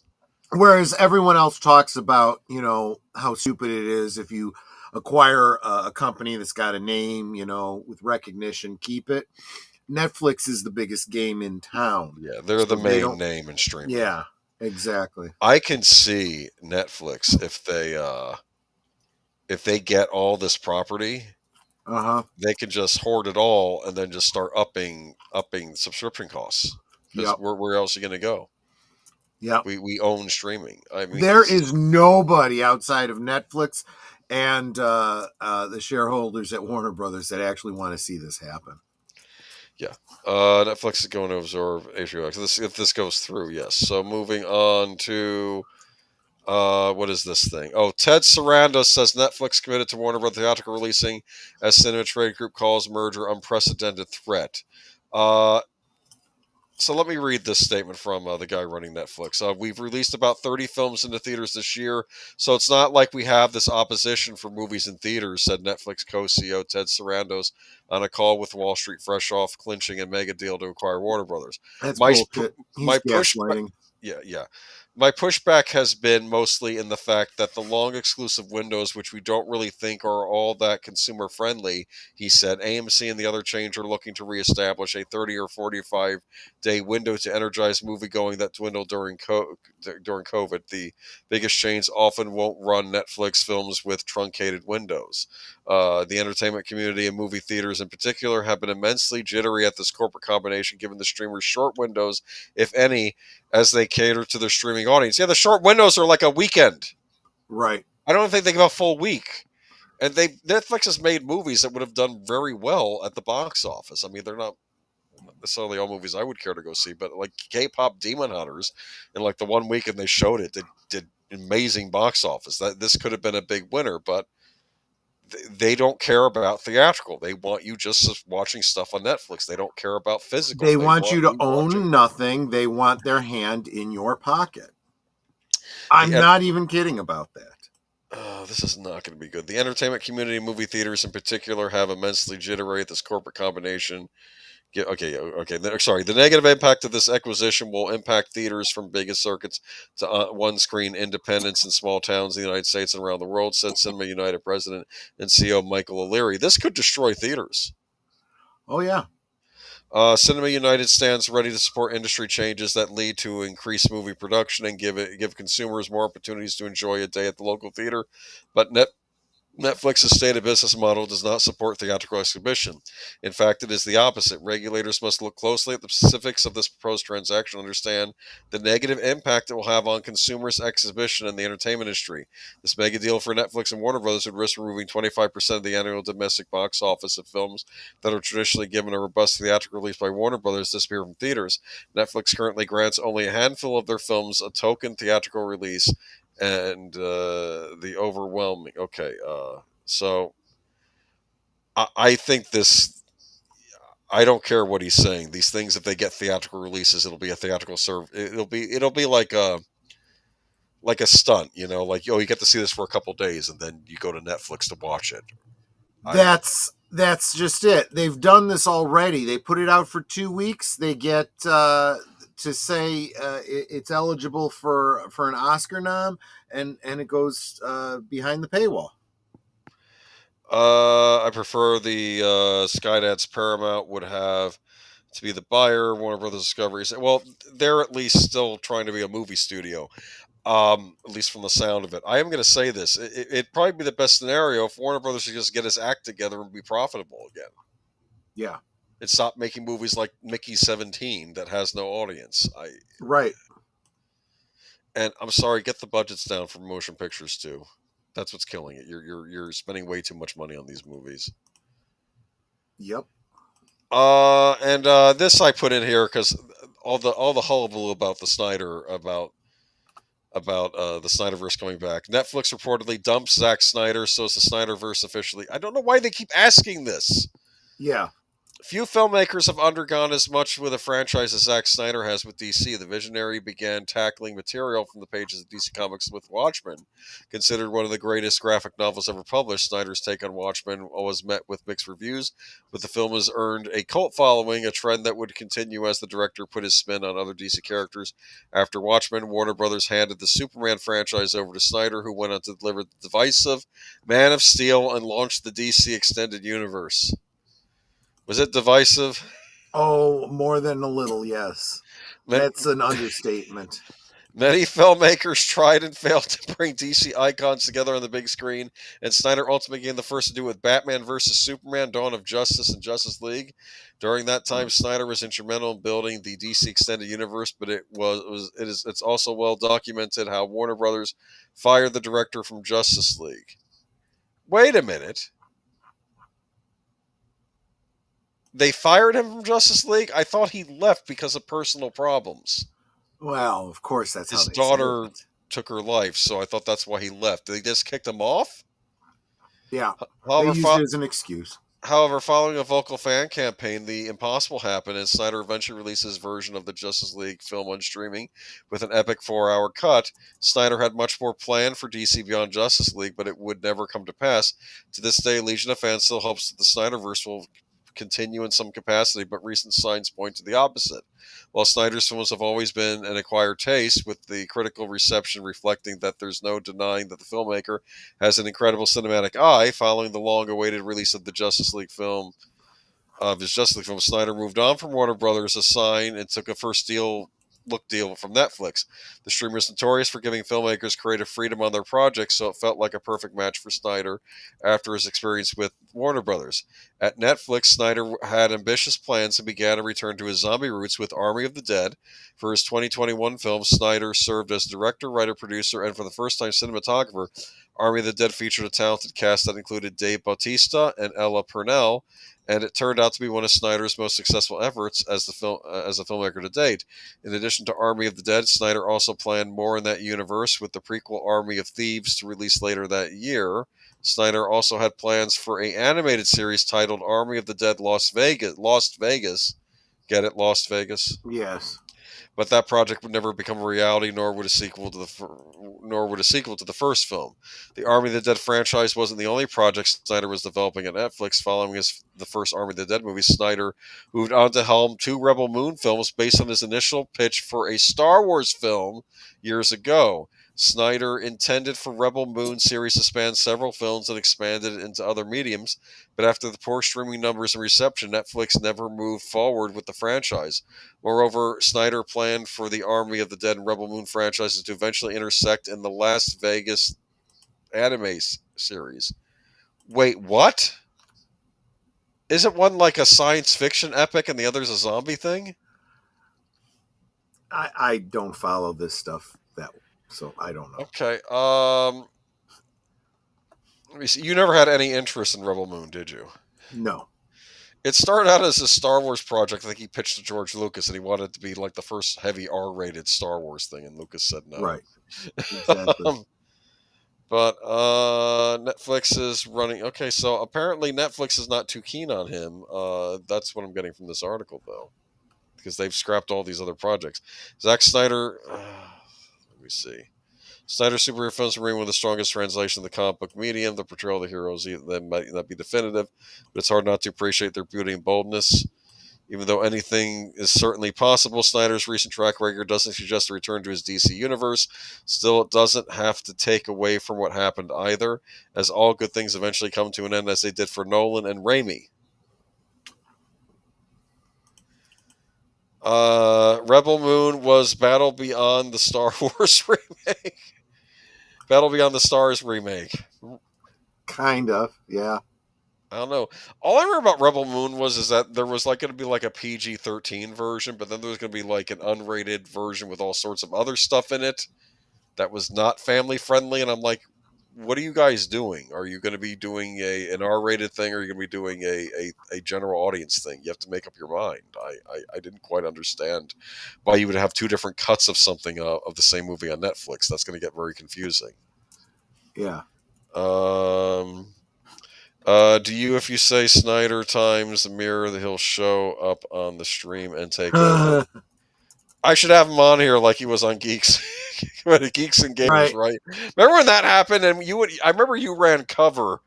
I don't know. You didn't run cover. That's the wrong word. I mean, everybody was attacking Geeks and Gamers and Zack Snyder, but we surmised that his statement was probably something that Warner Brothers told him that he has to say. Yeah, that it wasn't him being nasty on the stream, invalid. At least intentionally, yeah. Because I remember Ethan Van Sciver, like. Oh, don't even bring up that name on this show. Okay. I don't even want to talk about it. I understand. Moving on. Here we go. Paramount's now getting into this. Paramount questions Warner Brothers Discovery on fairness and adequacy of sales process. Dear Mr. Zaslav, we write on behalf of Paramount Skydance Corporation to express our serious concerns about the fairness and adequacy of the bidding process for a potential combination with Warner Brothers Discovery. It has become increasingly clear through media reporting and otherwise that Warner Brothers Discovery appears to have abandoned the semblance and reality of a fair transaction process, therefore abdicating its duties to stockholders and embarked on a myopic process with predetermined outcome that favors a single bidder. We specifically request and expect this letter will be shared and discussed with the full board of directors at Warner Bros. Discovery. They're not happy. No. We have recently seen reporting in the United States and foreign media that gives serious cause for concern. The German newspaper Handelsblatt recently reported on a meeting that reportedly took place in Brussels between Gerhard Zehler, president of Warner Bros. Discovery's international business, and a direct report to Warner Bros. Discovery's chief officer, who arrived with a three-person team with the European Union Commission Vice President Hina Verkendun.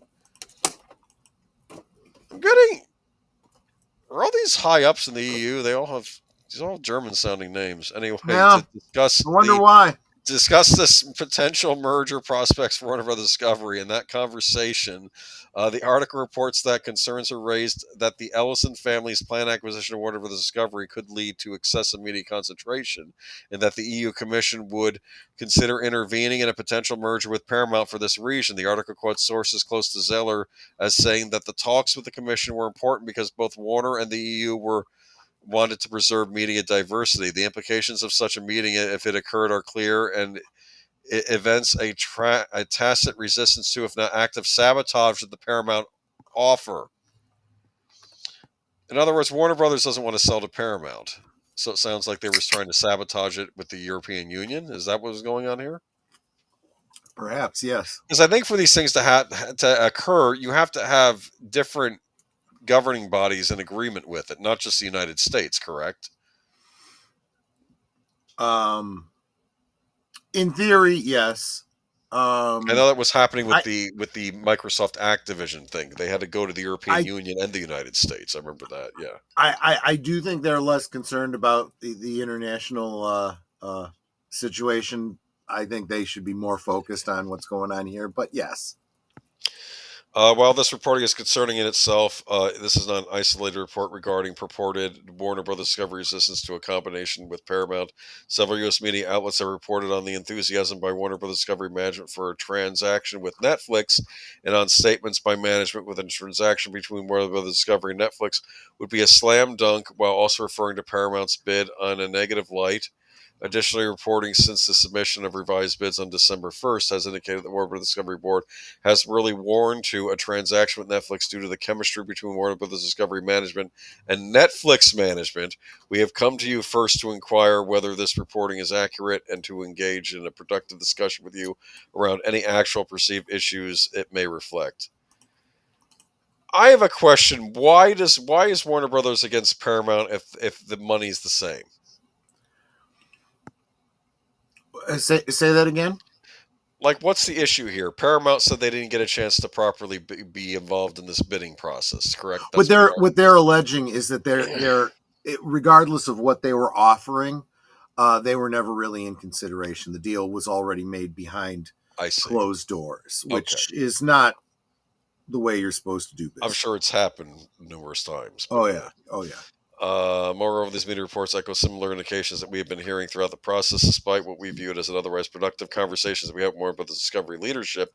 Paramount has a credible basis to believe that the sales process has been tainted by management conflicts, including certain members of management's potential personal interests in post-transaction roles and compensation as a result of the economic incentives embedded. They're going to get bonuses. Yeah. I want to bring up another comment here. Sean O'Rourke in the chat says Zaslav is using Paramount to pump up the stock. Yes, that is absolutely right. I didn't say that directly, but when I said earlier that regardless of how this goes for the industry, Zaslav is going to make a ton of bucks. That's what I was inferring. Yes. Welcome, Sean. I've seen your channel. It's great. Thank you for popping by. Yes, and you were gifted a membership to the channel last night, or was it the night before? So welcome to membership. Thanks so much for being here. But I don't know. I mean, I'm assuming Paramount wants this because Warner Brothers wants to sell, and I'd rather they get in the hands of a movie studio than Netflix, which its model. You know, I remember back early on, Netflix used to have a lot of HBO stuff on there. Did you know that? Oh, yeah. Mm-hmm. Used to have Sopranos. They had everything on there. Further, as you know, Paramount agreed to. In light of our grave concerns regarding the integrity of Warner Brothers Discovery process, we seek confirmation as to whether or not Warner Brothers Discovery has appointed an independent special committee of disinterested members of its board to consider the potential transaction opportunities and to make a final determination regarding a sale or breakup or part of the company. If not, we strongly urge you to empower such a special committee comprised of directors with no potential appearance of bias or beholdenness to others whose interests may differ from those of the stockholders. This would seem to be an important step at this stage to ensure fairness and unimpeachability of the transaction process and to maximize the value of whatever outcome Warner Brothers Discovery determines to pursue. I'm kind of curious, if you were to compare this to the Fox acquisition by Disney, would whatever issues I have with that, is it possible that they were following more protocols than Warner Brothers Discovery is doing right now? I would say yes. Also, it's not as big a market corner, as far as an antitrust issue. I did want to say, Sean O'Rourke, I want to give credit where credit is due. Unfortunately, I cannot recall off the top of my head who gifted that. I want to say that it was Ruby Hoof, but it could have also have been Geek Flag with Nate Knows or Curtis Selby, who are in the chat right now. Guys, if you guys remember, like I said, I always want to give a proper attribution when I can. As an actor who gets residuals like producers as well. Oh, it might have been Clue Channel. Sorry. Oh, Clue Channel. Okay, great. Yeah. Netflix doesn't give residuals. That's right. Oh, man, I was unaware of that fact. So No, it makes when I sense from said, what I've heard complaints about streaming shows. Yeah, when I said earlier that the entire industry is against this, except for Warner Brothers and Netflix, I wasn't just whistling Dixie.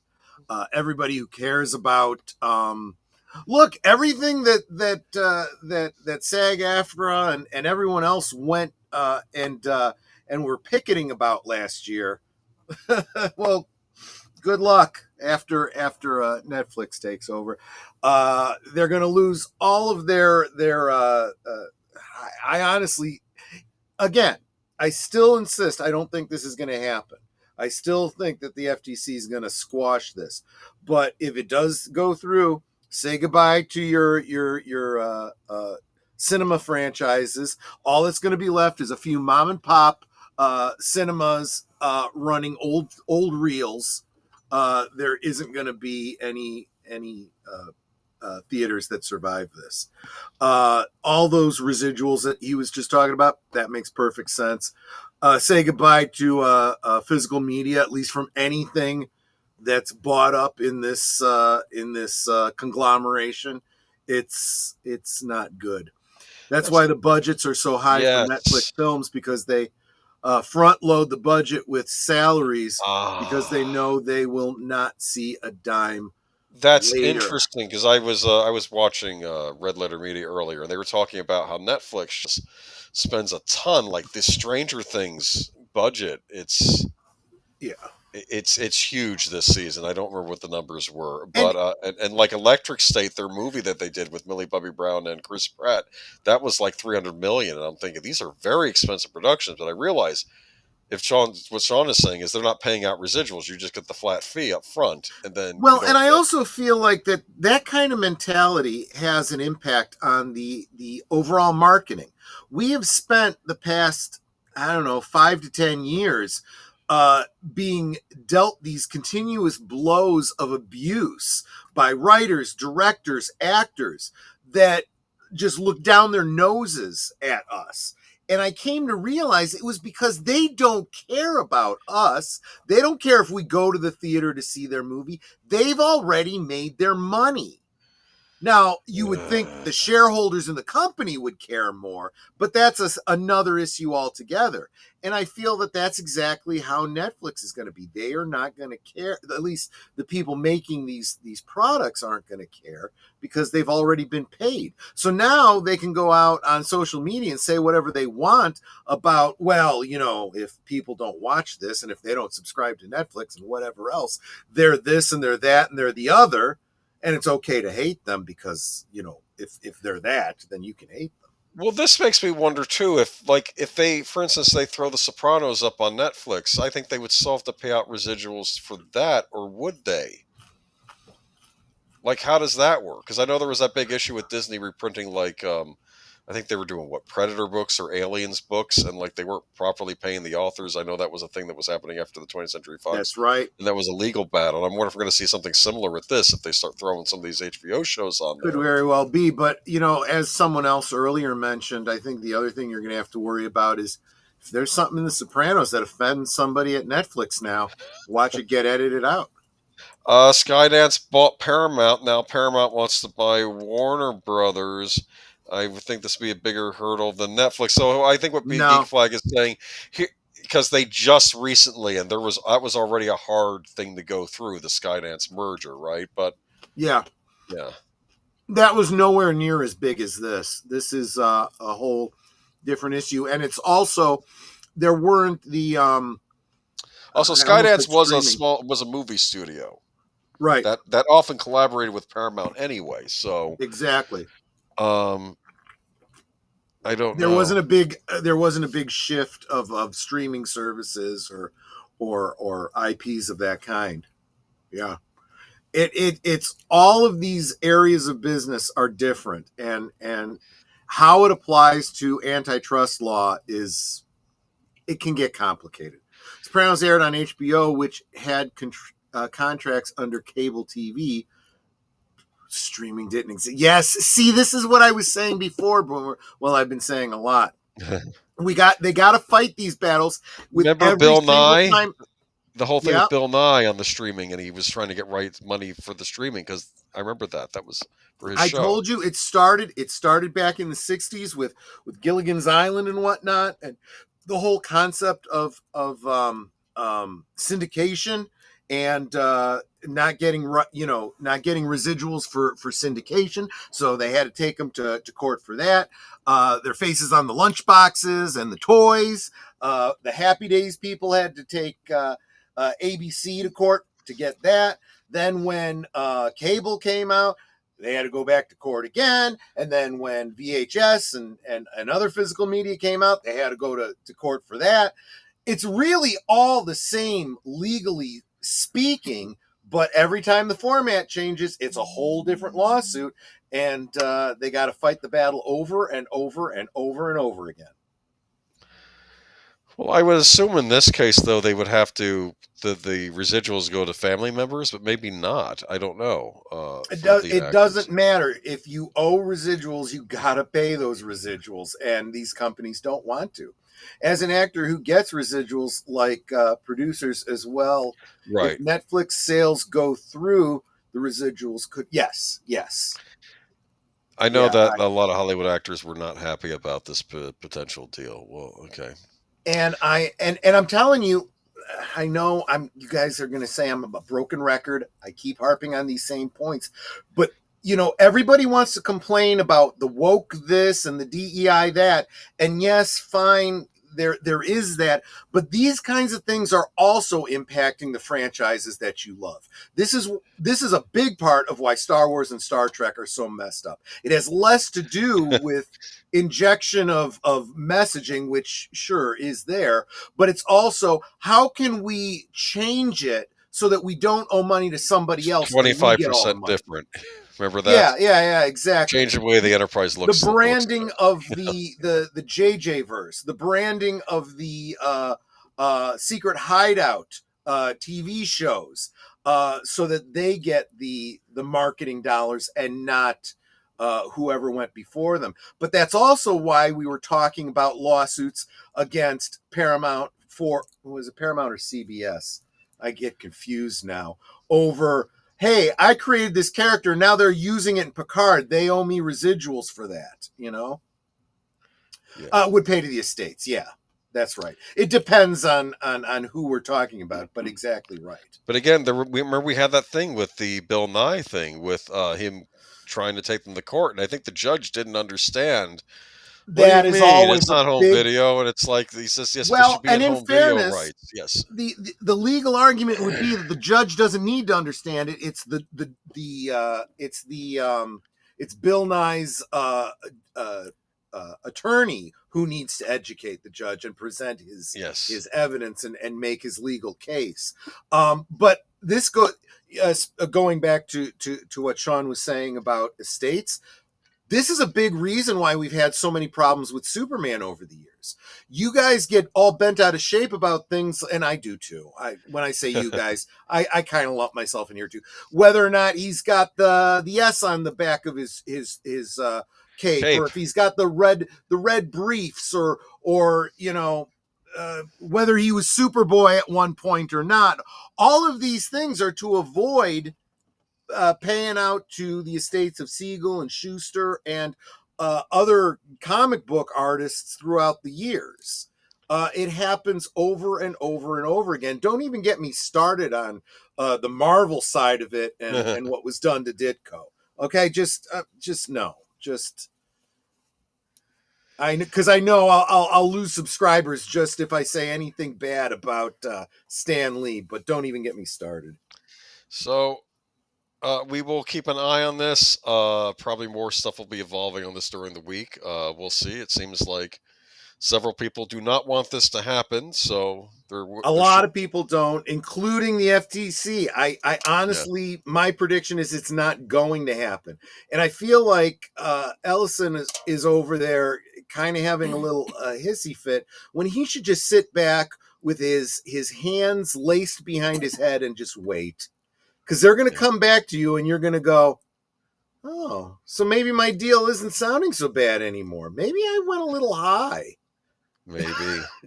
So we'll see what happens. Are you excited? Okay, in fairness here, Boomer, I haven't read the article, so take me through this. I'm gonna take you through it. My gut reaction was, oh no, please no. But look, I'm starting a GoFundMe, and we're gonna raise up money to just pay James Cameron just to leave it alone. Okay. Anyway, well, right. James Cameron shares major die. update on possible new Terminator film. Oh, more than 3 decades after Terminator 2 Judgment Day, filmmaker James Cameron is developing a script centered around the AI apocalypse. Turns out I'll Be Back was not an idle threat. Oscar-winning filmmaker James Cameron is apparently planning to write a new Terminator movie over 3 decades after the release of 1991's Judgment Day. I'll have some time to write and consider my next projects and the order in which I do them and so on. We're done with the marketing on this, referring to Avatar, Fire and Ash. In a month or so, the visionary filmmaker said during a recent interview with IO9. I've got a stack of notes this thick, holds fingers about 3 inches apart, which is how I start all my scripts on what I want to do with the new Terminator film. I'm going to pour myself into that as a writer. The Terminator saga continued without Cameron after Judgment Day with a trio of theatrical sequels, Rise of the Machines, Salvation, and Genesis, as well as a television series, The Sarah Connor Chronicles. I really liked The Sarah Connor Chronicles. I love The Sarah Chronicle. Yeah, it was definitely better than those later movies, let me tell you. I didn't hate Rise of the Machines, though I know some people do hate that one. And Salvation was a bore. Actually, I'm going to say Rise of the Machines, kind of like Superman Returns, kind of looks better by comparison to what came after it. I argued when I rewatched it that at least this is a competent action movie. I mean, there's certain things I didn't like about it, but at least it's... And what's interesting on Sarah Connor Chronicles, there was stuff in Rise of the Machines that was sort of canon on that show, like the fact that she finds out she's going to die of cancer, as was mentioned in Rise of the Machines. But again, that's probably now another alternative timeline in this whole thing. But anyway. Sarah Connor Chronicles is your best bet for your Terminator 2 sequel. And then wasn't until 2019 that the franchise originator returned to his mechanical baby via Terminator Dark Fate, for which he received a producer and story credit. Now, I want to say something. Cameron has been all over these sequels. I remember with Genesis, he was promoting the heck out of that when that was coming out. He was saying, I love this movie just as a Terminator fan. Yeah, well, you're a fan of the residual checks. He wanted the residual checks to the Avatar sequels, and that's I just Terminator Genesis was. I have to agree with Sean here. Terminator Salvation had potential. They should have continued that storyline. I agree 100%. I feel like it had the potential of doing what those Planet of the Apes movies. Well, that's what I thought it was going to be like, because this is going to be its own trilogy. Going to lead right up to war. Yes. And that's what everyone wanted. Now they still made some stupid missteps with the what. I think producers interfere with that movie, because when they first introduced that movie, this was going to be a hard R-rated movie. And then they went the PG-13 route later on. This was supposed to be an R-rated film, and then I think there might have been an unrated version on video. I just don't know. But you're right. Compared to what came after it was brilliant. I'll say that. Well, yeah, everyone's coming out and saying Dark Fate was trash. It was the worst. Yeah, I can't argue. I don't know if Dark Fate is worse than Genesis. They were both terrible. I guess it is, but bad. Yeah, I don't know how Eddie Furlong signed off on having little John Carter get killed, but I guess he was not in too great a shape. He just wanted, look, these actors, they just want to get paid. They want to do their job and get paid. I felt bad for Mackenzie Davis. I felt that movie hurt her career, and I actually think she's a decent actress. I mean, I felt she was at least... It's depressing when I watch a movie and I saw that she was at least putting herself, treating the role seriously, when I feel that certain other actors that came back to reprise roles were not treating that movie seriously. And I'm looking at Linda Hamilton and Arnold there. I felt they were almost giving comical performances. Where Mackenzie Davis, she got in great shape for that movie. I feel bad that it just was not a good movie. I'm just. Salvation was supposed to be Kyle Reese. Oh, that would have been so much better. That would have been great. They could have just cast Bale as John Reese. Yeah. You didn't have to be John. Just Kyle Reese or Kyle Reese. Excuse me, Kyle Reese. Terminator Future part was part of the series. I would have liked that. I would have liked this whole Future War. In fact, I love how I don't want to spoil how Terminator Sarah Connor Chronicles ends, but I will. You remember how it ends, right? But I will. Oh yeah. John Connor ends up getting sent to the future on that show, and he's in the war zone with the other people, and it's like, and part of me is wondering, is this how it unfolds? Like, is it not him aging up to the Judgment Day, or is it him now being sent into the future and being stuck leading it? And they never answered that because the series went off the air after that. And it's like, James Cameron to direct Terminator 46 Ruse of the Y2K Internet.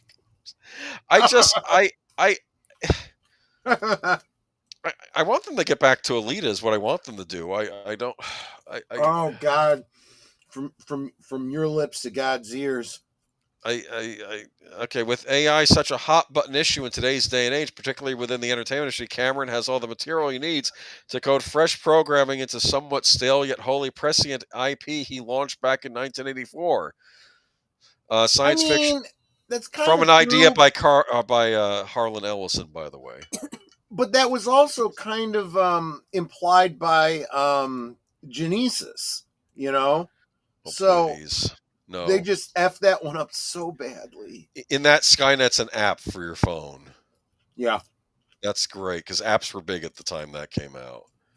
Dark Figures. Well, and not only that, but and they're kind of becoming more so now with your Alexa devices and your, accessing I'm not these quite things. sure how to help you. Yeah, I should have known. I should have known when I said that. I had a conversation with Michael Lang, who was the production designer on Salvation. The Moto Terminators, those motorcycle ones, had a bigger role and would eject the wheel and stand up and fight. I also felt like with all of those new models that they were showing and whatnot, well, this has always been true with Terminator. They have missed so many great marketing opportunities with toys. Where are all the action figures? I don't know. Well, part of the problem with Terminator for a while, at least, of course, this is outmoded since there's so many adult toy collectors, was that it was, you'd always have trouble with them trying to release toys based on the R-rated films. I remember that was a thing back in the day. Yes, I would prefer a sequel to that. I often made a joke. I thought it would be funny if someone would just make for I guess shits and giggles like if they had done a Dirty Harry show for kids. Like back in the 80s to make a kid-friendly version of Dirty Harry. And I was thinking, because I was seeing that there was a RoboCop series, right? A RoboCop animated series made for kids, which I think is ridiculous. And I thought we should do Dirty Harry. And Scorpio would be like a recurring villain, but he would have like a scar on him from when Harry shot him, even though Scorpio, of course, dies at the end of it sounds like a Transformer. Yeah, it does, Darth Plato, but if you look at it from Skynet's point of view, it kind of makes sense, right? You kind of would be doing stuff like that before you get to a liquid metal Terminator, right? I mean, you want them to be as versatile as possible. Arnold falling into the liquid metal was going to solve the bloody mess to sell toys if they continued that trilogy. Were they going to make him a T-1000 by falling into the liquid stuff at the end? Is that how that was going to work? He was going to be like transformable Arnold. I don't remember Genesis that well. I saw it in the theater because again, they were hyping it up like this. Okay, this is a return to form, and it's like, no, this is worse than what you put out before. This is terrible, and I'm just. Harlan Ellison had gripped on the edges of the ship for the sitting edge of forever right onto the passing of his mind. Interesting. He was like a dog with a bone. No doubt about it. Ooh, RoboCop versus Terminator. That was a comic book, right? Yeah, I it know was. It was it was pretty a good video too. game too, but I remember it was a comic book, and Yeah. Skynet was sort of tied to RoboCop in a way, and it was him versus the Terminators, and it was oh, RoboCop, don't mess it up. I He know. was just a T-800, but the skin was no longer needed. He could just be liquid metal. Were they still going to use him, the actor, for the sequels? I don't know. They wouldn't have to. Uh, That's part of, and that's really something they need to do. I mean, this whole idea of a T-800 that always has to look like Arnold Schwarzenegger. The only reason for that is because, and they established this in the second movie, because they created another one because they you know, it's all timey-wimey, wibbly-wobbly stuff. But once he makes a connection with the second Terminator, you know, then sending a third one to kill him, his guard is down. He's my friend, right? You know, and I don't know. It's all kind of stupid. well, that was Let's the face joke. it. The only reason they keep bringing Arnold Schwarzenegger back is because it's Arnold Schwarzenegger. That was And when you got to, yeah, go Go ahead. No, go. I'm sorry, I didn't mean to. If you keep bringing up the pay rate for this guy, you know, you're not going to be able to make your profits anymore. And there's no reason that the robot can't be played by literally anybody. He can't be costing it much these days, though. Of course, they couldn't get his visage for the new Terminator 2 game coming out. It looked like they got Linda Hamilton and Robert Patrick, but they don't have him in he's in the game. You can play as him, but it's a pixel version, not like for cutscenes. I would say, for crying out loud, you just have an or an endoskeleton. Well, that's what they have. That's what they show Yeah. on the cover of the game. You don't need Arnold Schwarzenegger, is what I'm basically saying. Well, on Terminator, like on the Sarah Connor Chronicles, you realize and they did, to be fair, on the original Terminator movie was like this. You had several different Terminators that look like different people. Do you understand? But there you go. I want the next Terminator to be Summer Glau. That's what I want. Okay, there we go. well, the Situation disturbing solved. thing I found in the future is that I think that the Terminators were based on specific people because Mm-hmm. I think Skynet employed a psychiatrist. Yep. It was To- all about infiltration. So they would take Like he was- a resistance member, make a duplicate of them as a Terminator, and send them back to kill everybody. Part of me almost wondered too if they had, because it was weird. Because I think they might even retain some memory. I don't know. I don't remember what they were going with in season 2 of that show. I should rewatch it someday. But there was more going. There was more to them. No, because Summer Glau's Terminator was still a Terminator, but she must have known something about the person to still affect likenesses or mannerisms. That's what I'm thinking. What was I going to go? I felt that was partly because they understood the limits of CG. They gave you the Arnold for a little bit, and then they're like, okay, no more. Now it's just the robot. But I'll Because say then we this, don't at need least to- in the factory, though, it would make sense they wouldn't look quite up to form yet either, though, right? Because they were being produced at that point. Maybe they Yeah, didn't you put can the- make that They argument. didn't I put just the felt finishing touches on. the Arnold thing was all just kind of a I don't know, an homage, kind of an Easter eggy type of, that wasn't necessary in my opinion. Jesus said John Carpenter, turn on humanity and become part of the machine. And no, it doesn't make it when you make your hero the villain, which is what they did in Genesis. And they did the same Yeah. thing. And then in Dark Fate, they just have him get killed. It's just they've been really nasty to John Connor in some of the later movies. But what did I want to make a point about, though? I did like in Terminator 3, though, how when the Terminator comes and meets John Connor again for the second time, and he's realizing, I have to program you all over again. You don't know that you're not supposed to kill people because I haven't programmed you yet. Again, he was getting frustrated. Do you understand? Because he's like, I have to do this all over again. And I have to agree with Sean. I'm actually kind of getting to the point where I'm getting offended at the key jangling that they do to us. Yeah, I understand why they did it. Yeah, it kind of looked cool. You didn't need to do it. You didn't make the thing better. All you did was jangle keys, and you expect me to go, Well, they could have done it as one of the Terminators, the one that he has to send back in time, That would have been, that would have made sense, yeah. Instead of having a whole bunch Literally the same Terminator that we will see in the first movie. We'll see in the first movie. Wibbly wobbly, timey wimey. Exactly. So I think I stand corrected, though, because it looks like, at least on this particular movie, Guillermo del Toro confirms Frankenstein physical media release with deleted scenes. Good news, Yeah. Franken fans. Guillermo del Toro has confirmed that despite the film being a Netflix release, Frankenstein will be available to own on physical media in the future and will include deleted scenes from the Gothic epic. Over the official Twitter account, del Toro teased the news of physical media release by replying to a fan hoping to see a deleted scene from Frankenstein, which depicts Mia Goth's Elizabeth Harlander in the convent where she lives before marrying into the Frankenstein family. Further details have yet to be announced, but given the sheer amount of work that went into bringing Del Toro's vision of Mary Shelley's classic sci-fi horror novel to life, we imagine the release will come stacked with special features, including that scene and many more.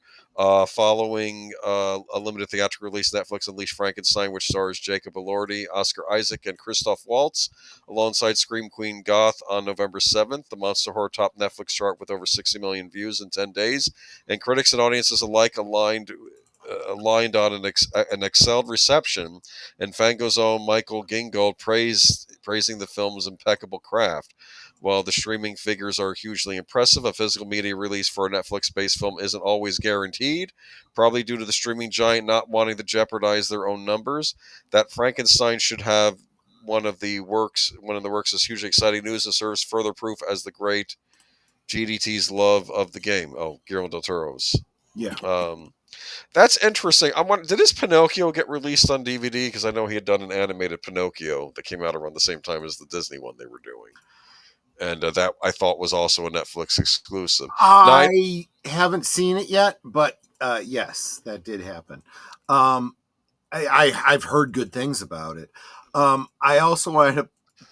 I was going to get to this point. As long as directors have those terms of physical media into their contract, we can have some hope going forward. Yeah. So that's what I was going to say.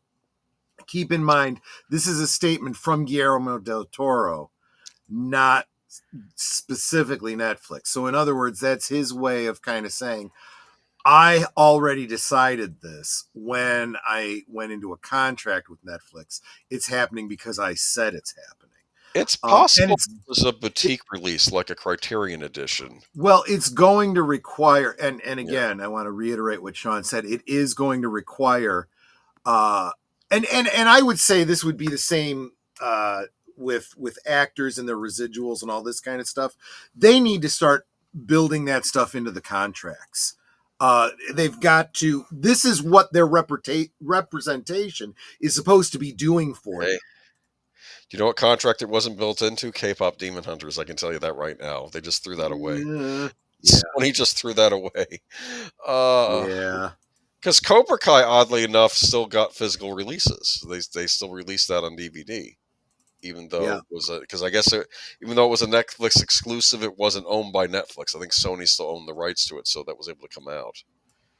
But if Netflix wants to attract big talent, they will need those terms. That's exactly what I'm saying, Sean. That's right, and that's how the industry has to move at this point. They've got to take back their value. You know what? Let me look up, if you don't mind. I want to see who released Guillermo del Toro's Pinocchio. That'll be telling as to how this would happen. Sure. He says, I'm sure Sony will not let that happen on the sequel to K-pop. Yeah, that's the other thing too. You don't know. Look at how many people passed on Star Wars, right? And then of course 20th Century Fox famously allowed George Lucas to hold on to the marketing rights because they didn't think there was going to be any value there. See, all of these things you don't know until it happens, and then you know, right? It's a Criterion release. This makes sense. So what would happen is Netflix doesn't have to worry about making a DVD of this to release. They just lets another company that makes boutique DVDs like an Arrow Video or a Criterion, and they go to the trouble of releasing it physically. And Netflix, I'm sure, collects revenue from that as well, but they don't have to worry about being in charge. And that's fine. We still get the DVD possibly better than it would have been from them. Oh, they usually are, because don't get me started on certain companies like Warner Brothers. I know. DVD releases, yes. Like Warner Brothers. That looks pretty. I need to watch this movie. I still have not seen this yet. I've been putting it off a little bit because I know I'm going to have some issues with it, just because I am a Frankenstein purist. Oh, I'm talking about Pinocchio. Sorry. Oh, yeah. No, I definitely Yes. want to see that. Yes. Yeah. But yeah, I know it's a couple of years old at this point. I just remember it came out around the same time as the Disney one, and I thought it was a lot Yes, and I did buy the first 2 seasons, and as far as I'm concerned, that's where The Mandalorian ended. Right. Well, there is that. No, they've been better about releasing their stuff. Disney has. I mean, I'll give them points for that. They need the money. They need the money now. I don't understand. They're learning. It's Maybe revenue. they're learning. Yeah. Release your stuff on DVD. I don't think they're as bad as some of the other companies out there. I mean, I forgot who else was bad about releasing stuff on DVD. They all are. I know with Warner Brothers, they tend to like to wait a while. Like, I know with Game of Thrones, it was always, we'll release the new season of Game of Thrones. I mean, the last season of Game of Thrones when the new season is airing. That way, we're not interfering with people who are subscribing to HBO. Oh, and our final article of the night. Sorry. There we go. No, that's fine. Which I do not have in my notes. That's your fault. What the heck happened here? How did I miss this? Did I delete you're a boomer. You're a boomer. Oh, well, give me a moment here. Physical media is cool again. I'll find it. But it is. It always has been. This is actually the only reason I put this on here. This is an old article. This is from, I think, August, so not really, but I think it's kind of prescient now. And this is from Rolling Stone. And I think basically, I think even the kids are out there. They're wanting the physical media now. They're done. Physical media is cool. Streaming services have themselves to blame.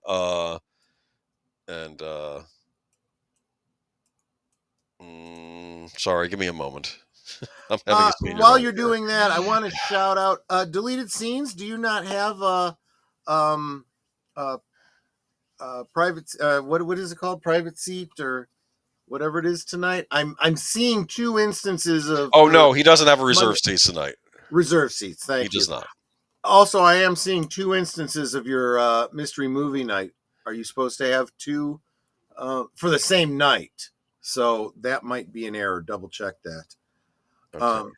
No, that one says 12/16. That one says 12/9. These 2. Yeah, look at the date. Scheduled for 12/16. Oh, 12/16, 12. 12/9. Oh, okay. I misread. First you. up, so they're going, what the heck is the 16th month? Yeah, good point. With digital and streaming, who collects DVDs now? Anybody who wants to be able to hold on to and keep, the original versions of things, and have access to it whenever they want. You just try going and finding certain shows right about now. That where can I find this? It's not being broadcast on any digital streaming service. Congratulations! If you don't have a DVD, you're out of luck. Yeah, let's see. Creator of Sam Boyd, creator of the. Okay, sorry. When Disney decides something in one of their films is inappropriate for modern audiences, and then they change it. Well, good luck. Now you'll never see the original version again. Disney's been doing that for decades, though. But they're not the only ones. A lot of people are doing that now. And this is why digital is still important. I mean, physical media is still important. Oh, I remember being frustrated during the early days of DVD because I think they censored Pecos Bill's cigar out from one of the cartoons. I remember that. Yeah. And look, I mean, the example that we always bring up is Steven Spielberg, and his taking all the guns out of E.T. and putting in walkie-talkies, and then saying, "Yeah, maybe that wasn't such a great idea." And then on subsequent releases, making sure that both versions were on it. I always gave Spielberg credit when that got released on DVD because the company was going to they were going to have the original theatrical as included in the special edition. Spielberg said no. Every edition of E.T. will have to also come with the theatrical edition because that might be why some people are buying it for the version they grew up with. Like, he understood, so I always gave him points for that. That even though he did his special edition, he made sure the original version was included. That's great, Wade. Just be careful. The city has gotten pretty bad, so just be safe.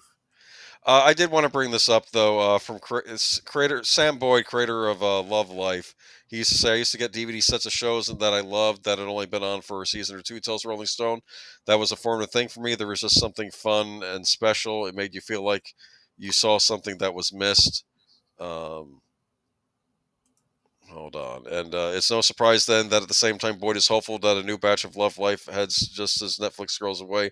Television film collector culture is having a resurgence online. When streaming services first took off in the mid 2000s, they promised consumers a new world where movie night didn't have to start with a drive to Blockbuster, and pricey cable packages could be dropped without sacrificing your favorite shows. Almost 2 decades later, streaming has become the default, not the scrappy competitor. According to Pew Research, close to 83% of adults in the U.S.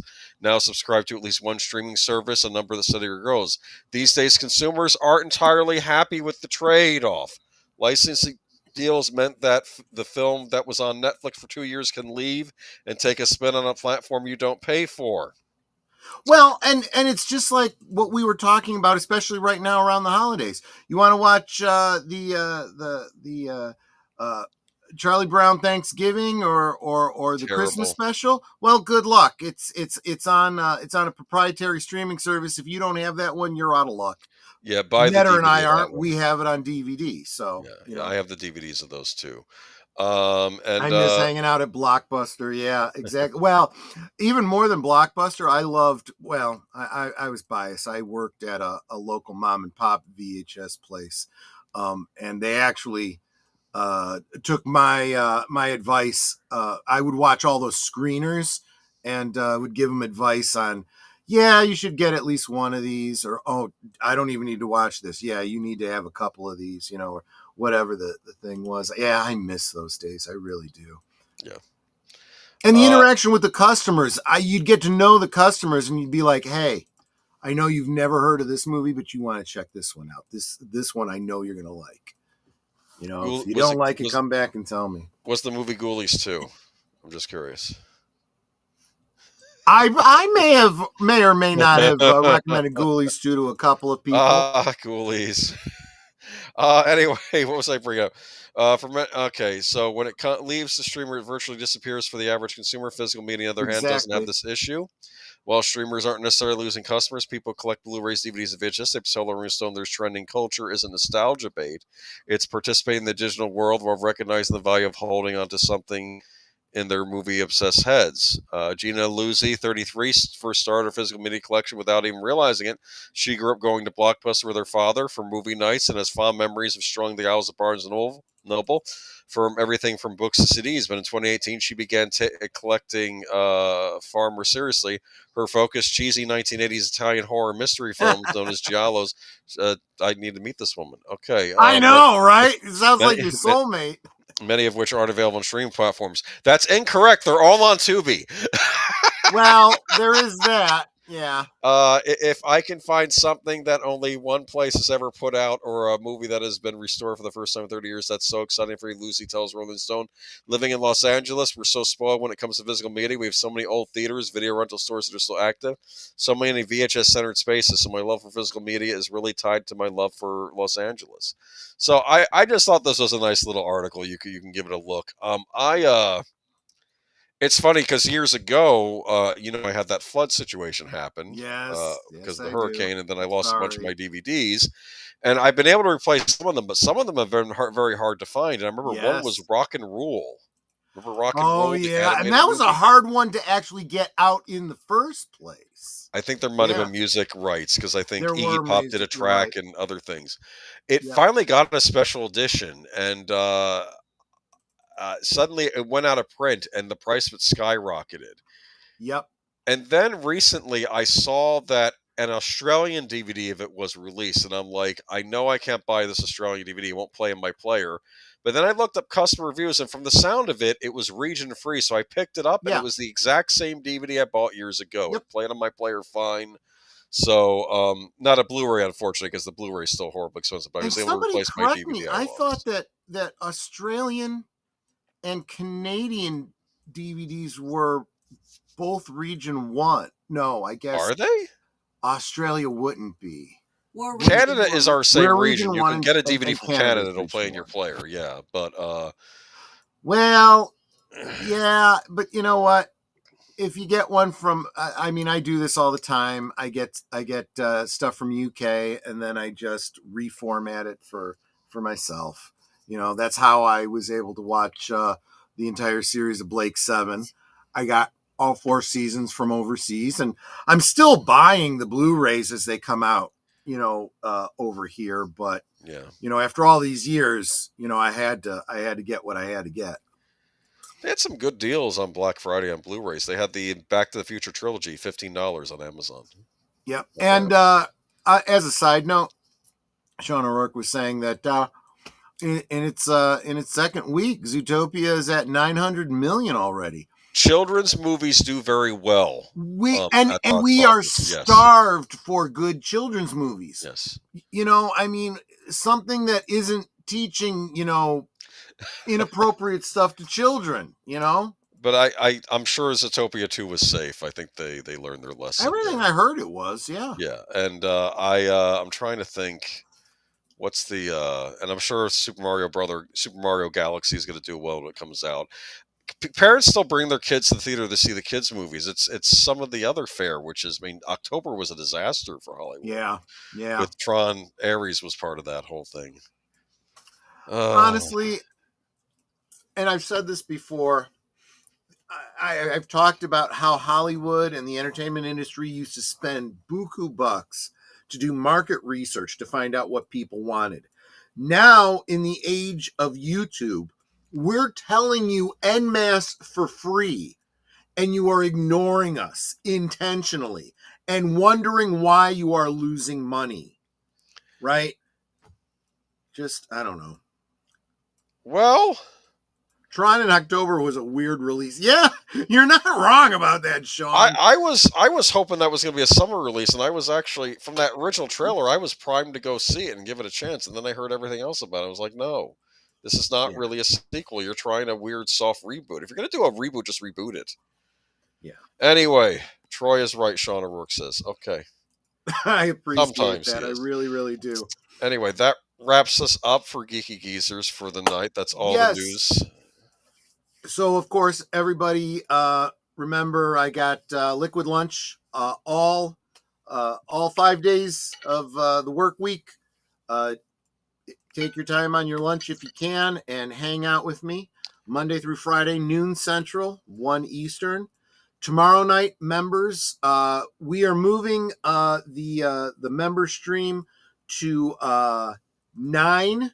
Because I asked you guys, and you said, yeah, the vast majority of people that responded said, yeah, 9 would be better than 8. So starting tomorrow, we're moving the members' night at the movies to 9 o'clock. You also voted. Does that mean 10 Eastern? 10 Eastern, yeah.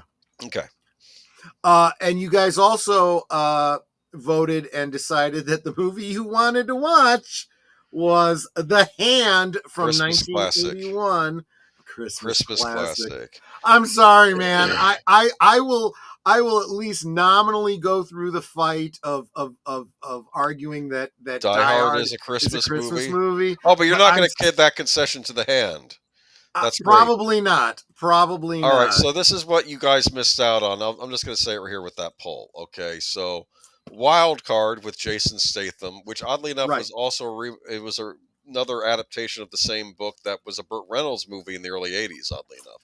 Oh, okay. You get to see Jason Statham as a Las Vegas, I guess, troubleshooter for hire that gets into some trouble with the mob, and you get to hear him beat up a bunch of mobsters to the tune of White Christmas in one scene. It's nice, the Bing Crosby song.